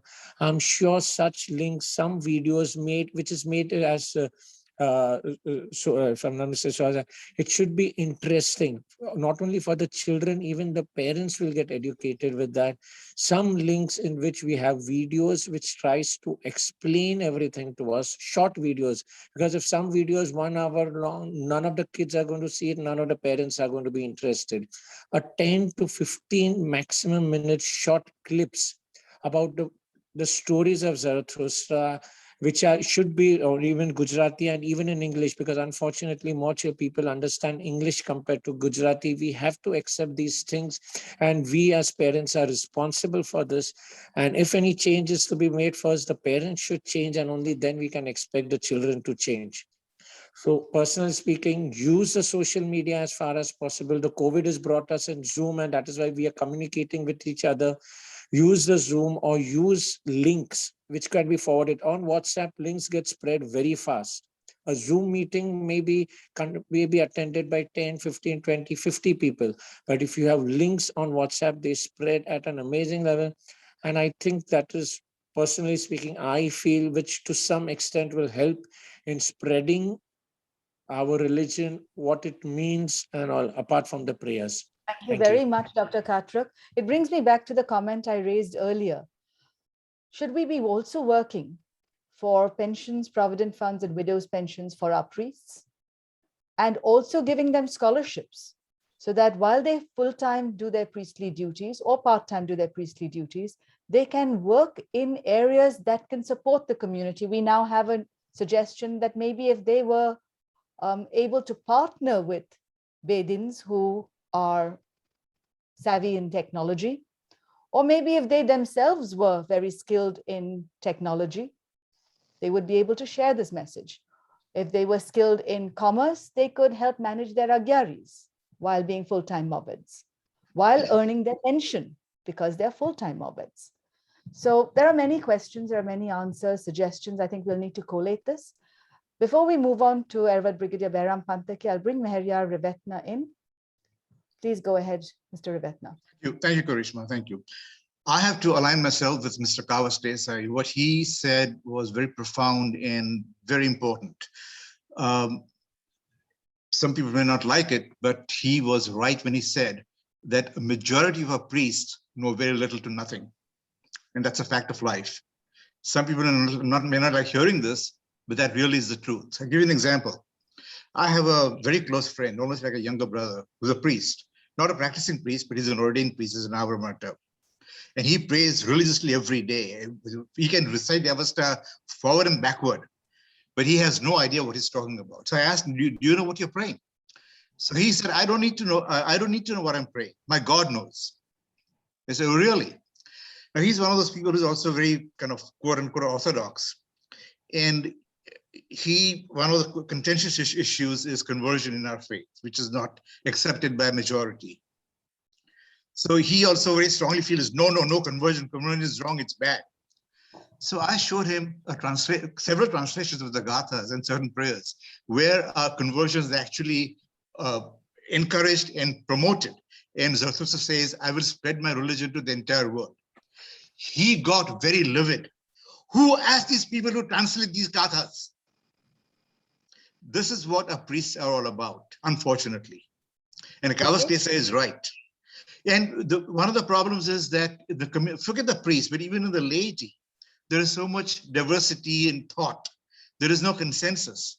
One person believes one thing, another believes another thing. And to Kawas Desai's point, how do we educate our parents? Parents get frustrated, particularly those who have little to no knowledge. What do I believe in? Do I believe in Meherya Revetna? Do I believe in Brigadier Behram Pantaki? Do I believe in Sarosh Dastoor? Who do I believe in? Who do I follow? And so they give up. And that is one of the root causes of why our religion is in decline. So just want to make that point. Kawas Desai, thank you for bringing that up. You made some excellent points, and I commend you for that. Thank you very much, Mr. Meherya Revetna. Mr. Revetna and I have a long-standing disagreement on conversion, because I believe that Zarathustra Sahib was not, the word conversion, what it means today, is probably, in my humble opinion, is not the same as spread the religion that Ashok Zarathustra's Gathic translation of thousands of years ago would have meant. Why would he want a handful of people only to follow his religion when his prosperity is to move the entire world towards perfection? It is that is not the imprimatur of only a small 100,000, 150,000 people. It is the responsibility of every living individual to move the world towards perfection. And he has given us instructions, guidance, thoughts, so we can all do it together, not just 100,000 people in Bombay or India or UK or USA. Thank you for sharing your thoughts so candidly, despite knowing my thoughts on this and my free translation of the other people's translation. We will now bring in the important concept of He's not saying that one should change one's religion. If they are already in a particular religion, their religion is as good as our religion. Nobody is superior or inferior. But what Zarathustra said, he's implementing and saying that Zarathustra said, spread my religion in all 4 directions. What does Correct. that mean? That means educate people to know my principles and practices. Exactly. He's not Thank talking you. of. He's I'm not saying go door to door and hold a gun to someone's head and say, okay, become a Zoroastrian or else. No. Correct. But if someone wants to follow Zarathustra's principles of his or her own accord, his or her own free will, you have no right to stop that person from following Zarathustra's principles. Correct. Thank you for sharing your thoughts, Mr. Like your Rebecca. daddy, for instance. Thank you very much, Mami, for sharing your thoughts. I would now like to transfer or transform our energies to listening to Ervad Sahib Brigadier Behram Panthaky's concept of the booklets that have the meanings of the jashans. So thank you for your comment, Mami. That's my Mami Jaru, who was having a conversation just now with Mr. Meherya Rivetna. And Bahumata means with good thoughts in Avastha. In Indian, Bahumata means many opinions, also many good thoughts. So thank you for all your good thoughts, member of audience and founder Bahumata, co-founder Bahumata. Now, Brigadier Behram Pantaki Yazdi, please do share the booklet with us. Please comment on your booklet, which gives us meanings. Everybody again may or may not see everything the same way. So please feel free to raise your hands and share. Thank you, Dr. Karishma. I came to this country, I came to USA in 1994. Before that, for 30 years, over 30 years, I was in uniform.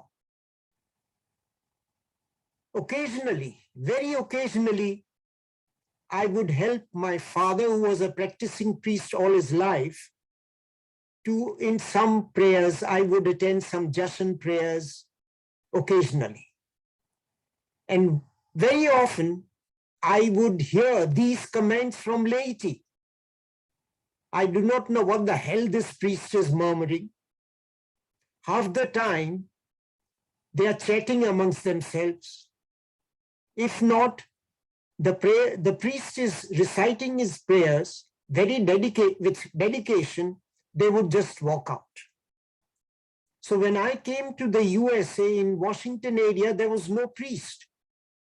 They used to get priests from New Jersey, like Ervad Adiunwala, Ervad Nosir Karanjia, they would come. So when I arrived, I was told, oh, good show, you have arrived, now you take over, you start doing it. I had come with this idea that I do not want the community or the laity to pass similar comments which I had heard whilst in India. So whenever I did any Jashan ceremony, to begin with, wherever we used to recite or we recite Yathavaryo and Ashembo, I started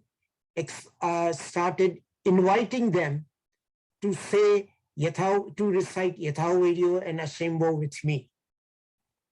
They got used to this, and over a period of time, I developed this booklet or flyer. So what I do is, as you can see the slide, on the upper half, this is the prayer in English. And it starts with, I start my Jashan prayers with Paimane Din, which is Dinno Kalmo, Rajistaya Uchistya. At the bottom half is the free translation of what we are reciting. The idea being that as we recite the prayers, if not at the same time, they can read and see what the meaning is, the interpretation is. I created or have these flyers, and depending on number of people attending these Jashan ceremonies, each one would have this flyer in hand. And with continuation, if we can have the next slide, please. there you are. From Dibache, one paragraph. In the lower half is the meaning or the free translation. I have about 18 paragraphs, 18 to 20 paragraphs from the entire Jashan ceremony. And throughout the Jashan ceremony, when I come to a particular paragraph, with my prompting, the audience would recite the paragraphs with me. Like here we have, they would recite Niran Peros Garbat, Khore Ravize Vedine Masdayasna. The idea was the laity, they don't go to sleep, they don't talk amongst themselves, they participate in the Jashan ceremony. And at the end of it, they feel that yes, they have also participated in the same. And in last 25 years, this is the format and this is the concept that I have been following in Zambi community. Before I end, I would like to give credit to Dr.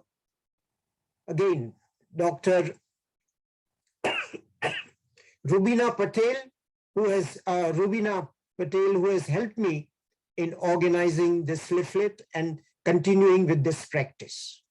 So that is how I have involved the community, the local community in the prayers. Thank you. Thank you very much. Thank you very much, Ervat Sahib, Brigadier Behram, Pantaki. We have a couple of comments which I will take, and then I will request Mrs. Zenobia Pantaki to unmute herself. Then we will have the comment from Ervad Khushru Mirza, and then we will have any further comments. So Mr. Kavas Desai, yes, please go ahead with your Gatha class. Thank you for your comment and for triggering or catalyzing this very wonderful discussion. Rashna Chinoy says, please may we have more wise and enlightened views from Jaruma. Jaru is Mrs. Jaru Pantaki Ram Mohan. We have from Auntie Rashida Todiwala in Malaysia, I think, Malaysia, who says, children from the age of 4 until 6 should attend religious classes before being initiated into the deen. Also understanding and learning the language, many interpretations, but no solution. Thank you, Rashida Auntie. It is very late in the night there. We have a comment from Mr. Kavas Desai, I've read that out. From Mohammed Sahib Zarir Bhandara, Bahumata has taken a very important step in this direction of education. Thank you, Bahumata. Thank you to my dear Baba Meher for bringing us all together today, and to Mr. Yazdi Tantra for the technical support. I would now like to bring in, actually on that note, Ervat Sahib Zarir Bhandara and his son Xerxes, who continue this tradition through the family of Mobedi on an honorary basis, will be completing 10 years of Hambandagi and talks, for which Mobed Sahib Xerxes Bhandara cooks vegetarian dansa for about 50 people, which are attended every Sunday by many, many people. And now, thanks to Zoom, from all over the world, people have been benefiting, especially, years, I thought. Oh, Mami says it must be 40 years of his dedicated service.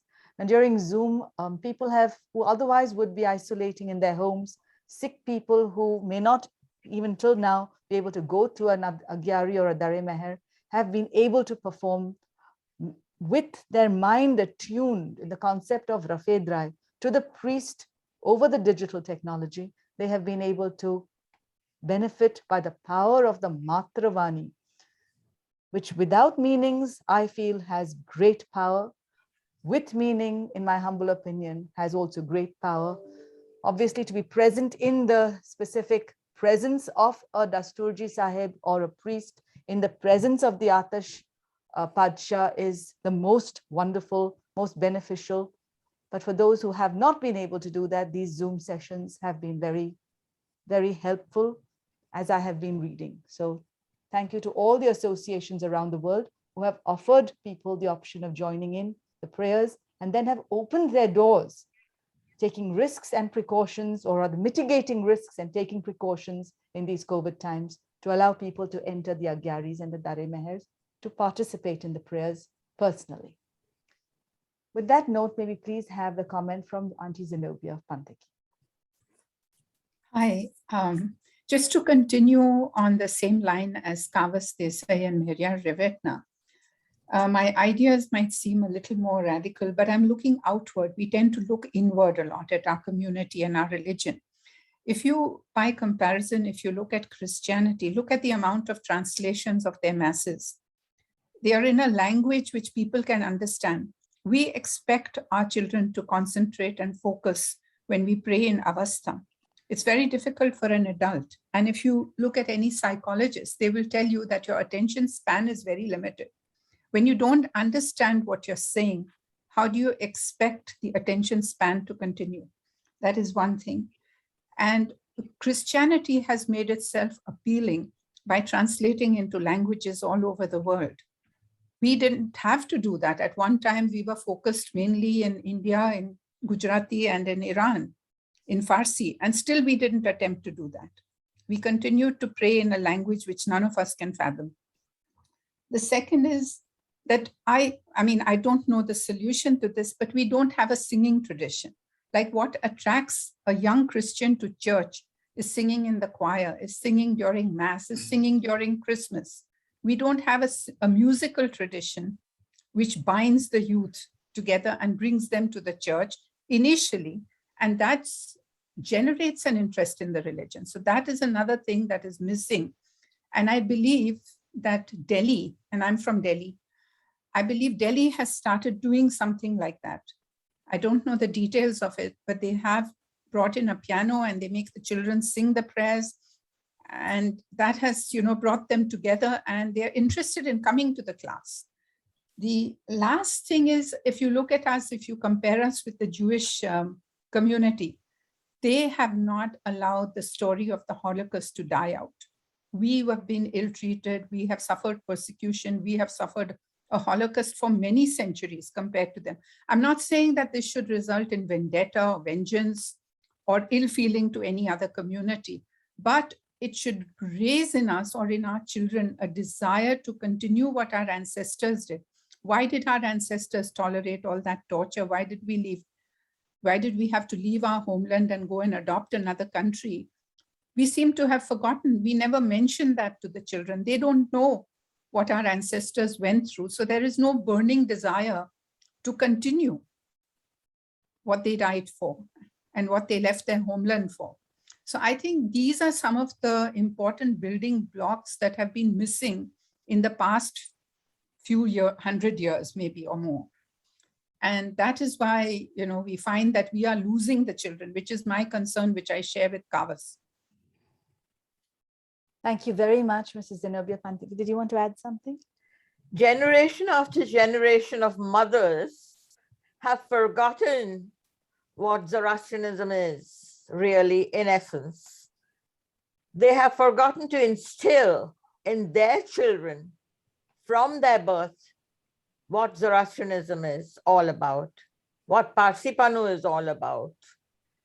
How do you blame the children? The children learn from their mother's womb.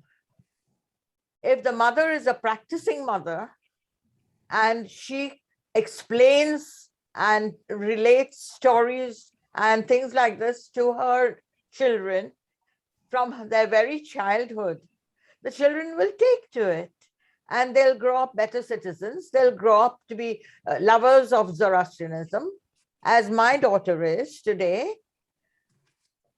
I married a person in the forces who was not a practicing person of his religion, but he loved Zoroastrianism from his very childhood because his teacher used to carry him about and as a baby and gave him a lot of love and lot of attention. As he grew up, he became very attached to that teacher and he wanted to marry only a Zoroastrian woman. So when he came across me, the very first day he saw me, he sort of took to me, and within 3 months of meeting him, we were married. So, I mean, ever since he got married to me, I used to always pray first thing in the morning, last thing at night. Sometimes even in the evening, I would sit and meditate. He would join me in every prayer, and he knew most of our prayers that I used to pray. That is how Karishma, when she was very young, she used to join us in all our prayers. She used to light the Devo. She used to wear my sadrakasti when I was not looking. And if I had gone for my bath and left my sadrakasti outside the door, she would promptly pick it up, wear it, and go off to school. And I would be searching for my sadrakasti all over the place. Luckily, I used to have another set. So that is how you instill the love of prayers, the love of your religion, the love of your parents more than anything else into the child. The concept of vivangatu. Yes. I suppose that's very Continue. important, as Asho Zarathustra said in the Gathas, when he gave advice to people who were getting married.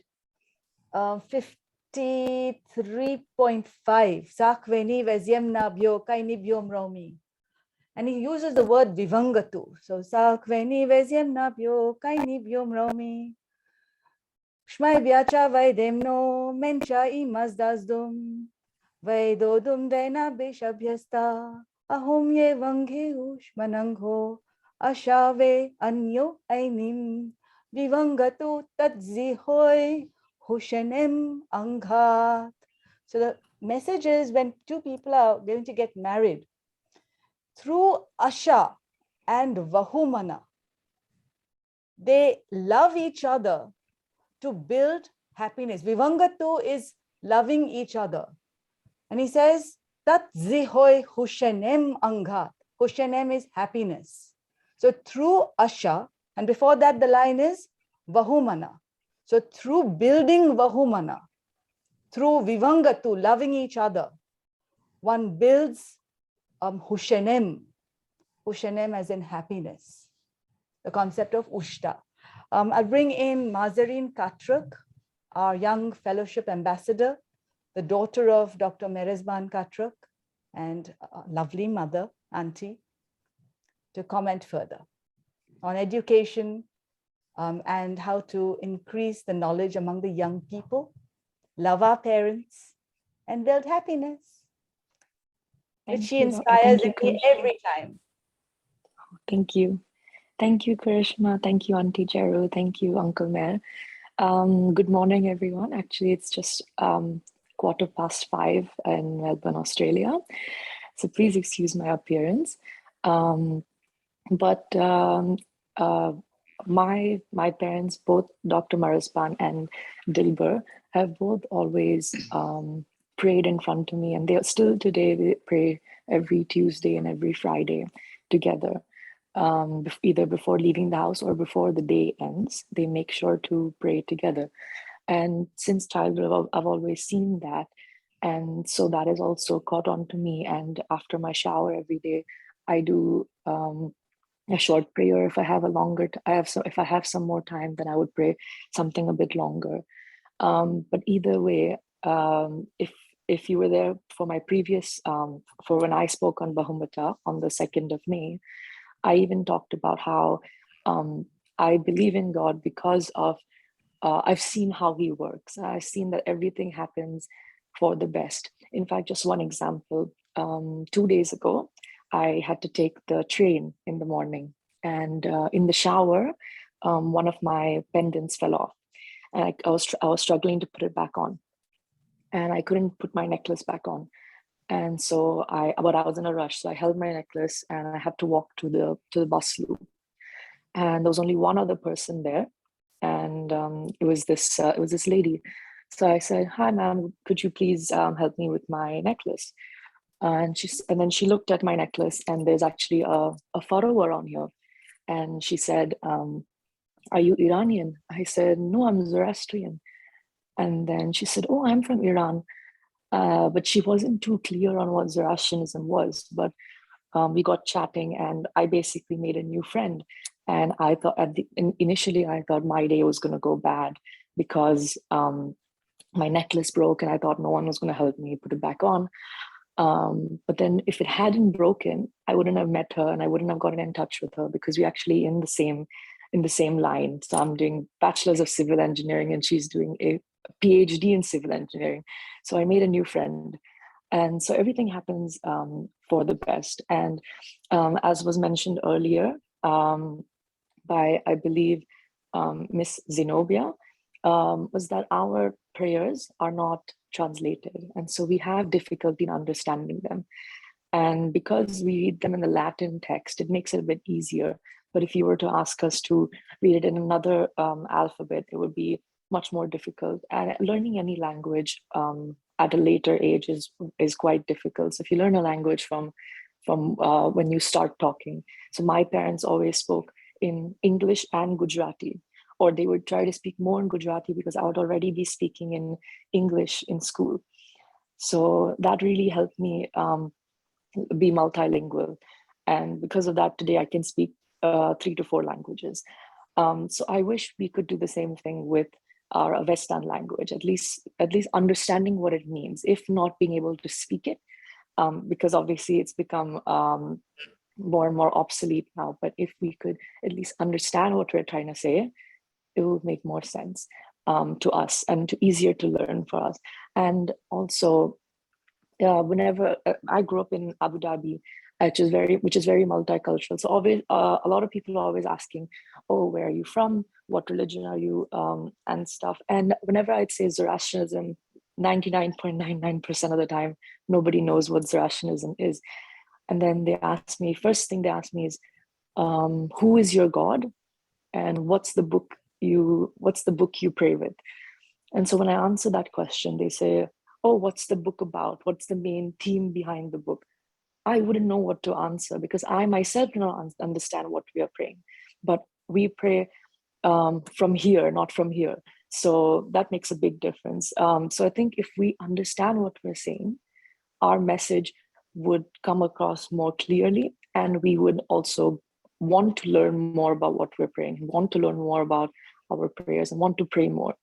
So I think that is one of the ways, one of the many ways we can encourage the youth to pray. Because I know people my own age who don't wear their sadra and kasti and don't pray as often. But I think if you're praying, it has to come from here and not from here. So that's the main thing. So thank you The very much. intention should be there. yes, exactly. The intention is the most important and basic thing. True. Beautiful. Yes. Thank you very much, Mazarine, for Thank your you. thought. Thank you for being so dedicated and being with us at unearthly hours of the day. Thank you to so your much. parents. Actually, I wish we could see your mummy today. We've only seen her once, but please. she is at work, I believe. But unfortunately, I missed the talks because my alarm did not go off. So I woke up at 4 a.m. But yes, I was part of the discussion. So thank you so much. Thank you. With that, I'd also Thank like to make a suggestion that there are online classes for Avastha from Bombay. Ervad Sahib Ramyar Karanjia conducts classes. Ervad Mabit Sahib Xerxes Bhandara is a student all the way in California. That's his dedication. I have managed to teach myself how to read and write Avastha. But in school, we learn many different second languages. And I would suggest to the world that Avasthan words, the Dine Dibre script is not difficult to learn. But the meanings of Avastha words are very, I think we have Dastoorji Khurshid Dastoor who has raised his hand. I would like to ask him to come on board immediately, please.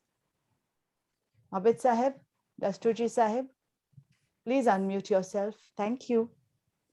Hello, this is Khurshid Dastoor. I'm Mata's mom.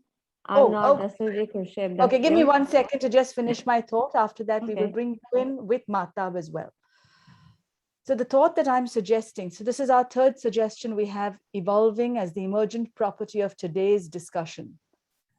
We have our priests who dedicate their life. Let us think about giving them full-time mabadi as a pensionable position with scholarships for their education as Yazdi Tantra has suggested before, in occupations or scholarships that will help them with their mabadi and build the strength of the Agyari and the Anjuman and the community, if they are so inclined to that, or any other education they would like. Second, we have talked about the role of the parents and the parent-child building and that team, that very strong team. But I would also suggest the team of the child with other people in the community, because it does really, I believe very strongly, take a whole community and a network of people to invest their time and knowledge in each young person. We are the product of all our teachers, our mentors, and the greater fellowship. That's my humble suggestion. It And takes now, a whole village to bring up a child. and now we have the possible suggestion that I'm suggesting to you for your further evaluation, like we learn the local languages or French or Latin. Learning Avastha to me is very important. The word love may mean vivangatu, but the word, and we have other words as well. But we have zevish, which means strengthening affection. We don't use that word in English. So to say, using English to translate the meanings of Gothic words becomes divine love. We hardly use the word divine love in English. The word kratum, meaning innate and acquired wisdom, or tushnamaitish, it takes many English words to convey the meaning of one Avasthan word. So is there some way we can inculcate the love of the Avastha language? As Mabed Sahib Zarir Bhandara explains to us, as Dina McIntyre has her website, as Ramyar Sahib has his website. Is there some way we can tell other people about these resources? Okay, now let us move on to Mabed Sahib. Zarir, do you have anything to share?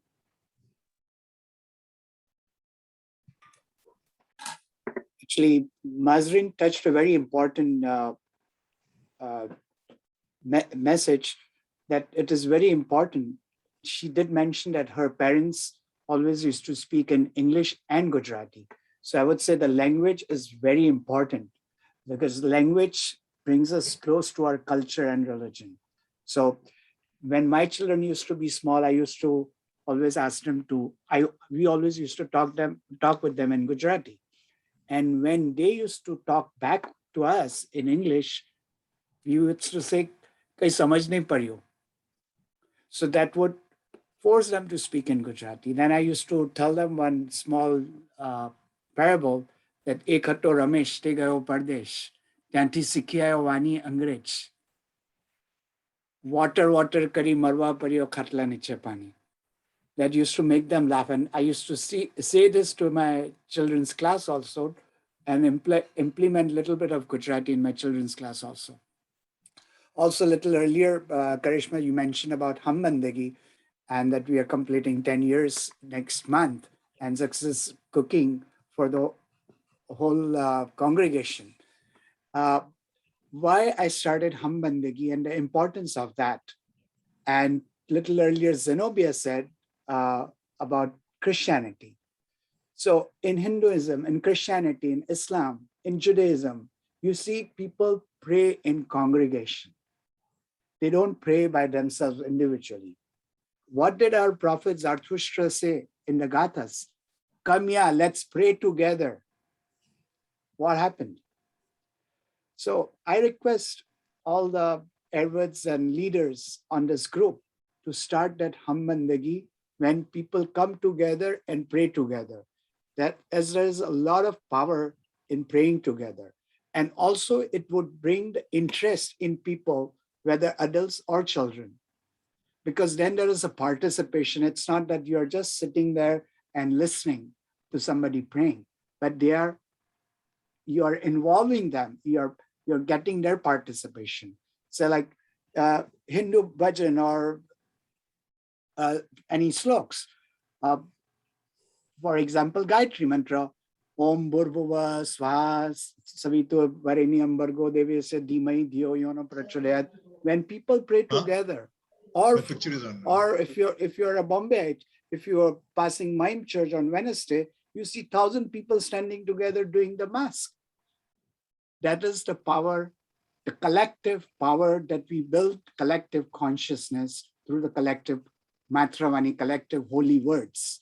And that creates a big difference in the ether and in ourselves. Thank you. Thank you, Mohammed Saib Zarib Bhandara. Yazad from his iPhones in New Zealand says, Mahzareen, good words. Thank you for your thoughts. Regards from New Zealand. I'd like to bring Mr. Meheria Rivetna also in. He had his Thank hand you, up. Karishma. I Please just come want to actually, sorry, pardon me. Please come into the conversation. You had your hand up. Thank you. Thank you. Thank you. I actually want to compliment Jaro Auntie for her illuminating, sharing her ideas about her husband, how he was devoted to the Zoroastrian religion. Isn't it ironic that someone like that is denied entry into the religion? But we idolize priests who know nothing, who create their own brand of the Zoroastrian religion. And we look up to them as some gods. And we deny people who really are interested in the religion and they cannot be Zoroastrians. That we have priests today who denounce conversion, yet they go ahead and convert an 80-year-old Christian to the religion for personal reasons. And then they try to rationalize their actions. Isn't that ironic? It's a shame. This is what Kavas was talking about, and we need to address that vociferously. Thank you. Thank you for sharing your thoughts. We won't take our disagreement on some of those things on a public stage, but I think what Mami said earlier about we don't convert because we respect other religions as very important. Of course we do, but this is about willful, free, someone who is a free, is free will. No one is talking about holding a gun to someone's head and converting. No, if someone like your father, for example, perfect example, he was more devoted and knew more about the religion than some of the so-called devoted Zoroastrians. I would probably say that was because he had an extremely good educator, his teacher, who was a Zartushti lady. Whatever the reason. Credit to our priests and our educators for instilling that love for the Zarathushtri religion and teaching. But how can you respect a priest who creates his own brand of the Zoroastrian religion? They cannot understand the Gathas. They create their own version, their own explanations. You can't do that. You can't do that. The religion is according to Zarathustra, not according to any priest. Not according to Karanja, not according to Kotwa, not according to Pantaki, no one. It is a religion according to Zarathustra, period. For that, I'd like to bring in Edward Brigadier Pantaki, I think it was, who talked about 30.2, Yasnaha 30.2. And I'd like to bring in Mrs. Khurshid Dastoor, who is Mahtab Dastoor's mother. First, could we have Khurshid Dastoor, please? Mrs. Khurshid Dastoor, who with Mahtab could discuss this concept of increasing education, the parent-child relationship, and how we can increase the love for the Zarathushti Daina and respect for our priests through the wisdom of the good mind and further education. Mahtab, I'm going to find you. Khurshid is disconnected. Okay, Mahtab, could you come in, please, if you'd like to? Khurshid has left us with a comment, which I will read out. Khurshid says, thank you for organizing the session. Thank you for the different perspectives. I think religion is about faith. Having translations are great, but if you have faith in your Matravani, you don't need translations. Zoroastrianism was the first religion, and we would be making a mistake if we misinterpret Asho Zarathustra's message in the Gathas as promoting conversion. Thank you very much, Mrs. Khurshid Dastoor, for that wisdom that you have shared with us. I'd like to ask Mahtab if she has anything further to say in terms of increasing the participation of the youth so that they can share their growing wisdom with us. Thank you, Karishma. I think that as a youth in the Zoroastrian community, I think something that's been very important are my parents. They've from a very young age, they've constantly told me going to Sunday school is not an option, right? Now I don't even think twice about it. It's a habit. I say, oh, Sunday school is next weekend. I need to prepare for it. It's a habit. So I think that's very important. And then also recognition. Whenever, for example, the ZAH, the Rashtriyan Association of Houston, we have a small group of children who come together every Saturday. It stopped right now, but we used to come together every weekend and we used to do nirangs and the translations of nirangs. And people from Canada and India and USA, they would come in and join and listen. And it was all child run with the guidance of Peshatan Unwala, Erbad Peshatan Unwala, who taught my brother and a few other Erwads for their Navar and Martabs. And I think that when one child sees another child doing that, so for example, it started only with me, my brother, and another Erwad and his sister. But when the children saw that we were being told that we're doing an excellent job, when the children saw that this was growing, that we were making an impact, then they wanted to join. I think we had about 14 children at the end who came every single weekend, even on school days. I mean, school, even during the school week, to participate, to say the nirangs and the translations. We used to have to say the nirangs, for example, the idiom Aishyo Nirang, you're supposed to say it 4 times. We used to have to say it 9 times because so many children wanted to say it. So I think that recognition, saying, okay, this child is stepping up, they're participating in this religion, they're doing this, recognizing that they're doing that is very important. Thank you. What a beautiful thought, Mahtab. Thank you for accepting my mother's invitation to share your wisdom with us. And most of all, with much respect to your parents and your teachers for making you this wonderful shining star. And may your light continue to grow, along with all your friends and your acquaintances who work together. It is true what Mahtab said.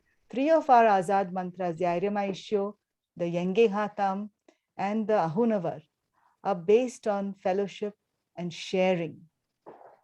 And that fellowship is so important. Finally, before we close, we have a comment from Dina. Yes, Dina, please unmute yourself. Yazdi, please allow Dina to unmute herself. Karishma, my comment just speaks for itself. I know I won't take your time to do it. I'll just say that I'll quote what Dastoor Miniature Homji said, whom I dearly love.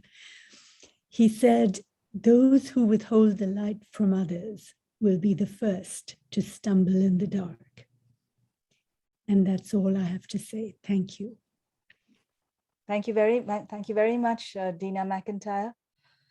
Dina also quotes the Yasnaha 30.3, that people must make their decisions, each person for himself or herself. So thank you for that. That follows on from the Yasnaha 30.2, which Brigadier Behram Pantaki quoted for us and recited for us. Before we hand over the stage to Brigadier Behram Pantaki to close both with his wisdom and with a hambandagi, if Ervad Sahib Farmaan Dastoor is still here, would you like to say anything from the point of view of the Dadar Athornan Madrasa as a student there, and how you have been encouraged by your community, by your wonderful teachers and by your wonderful principal, Ervad Sahib Dr. Ramyar Karanjia, and any wisdom that you would like to share on what we need to do to encourage our young priests and the young people of the community to love the religion and give respect to our priests further. Getting too long. First of all, I would like to say that the Dadar Athornan Institute is, I feel like it is my second home. We are facilitated with all our home facilities, and our teachers are such wonderful. They provide us education such well. So due to them, I am on this position today. So as a Edward, when I became, I am thankful to my Bhantar teacher, Edward Kersi Karanjia and Edward Ramyar Karanjia, our principal of the Dadar Atharnan Institute. And the Dadar Atharnan Institute is the best place I suggest for learning the Namar Malta Pakka. So if we go to the Dadar Atharnan Institute, we may first feel that why we are here, we may not feel that comfortable. But as years pass by, we'll be comfortable and we'll like that place. First, I'll share my own experience. First and I would say that please take me off. I do not want to stay here. And now after being Navar, I'm saying to my dad, I want to stay here. There is no place like here, the Dadar Atharnan Institute. Thank you very much. And I'd also like to give gratitude to Mr. Neville Shroff and his team for providing all the students with laptops when COVID struck and they were isolated at home so that they could continue their education and continue the knowledge of the wisdom of Asho Zarathustra while COVID kept us all isolated. With that, may I please hand over to Brigadier Behram Pantaki to conclude the session with his shared wisdom and then Aham Bandaki.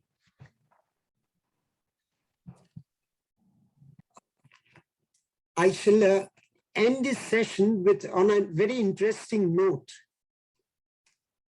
I'm going to recite a paragraph from the Gathas. It is the last paragraph of Yasna 34, that is 34.15, last paragraph of Aunavad Gatha. Why it is interesting is, this paragraph used to be part of daily evening prayers of Mahatma Gandhi.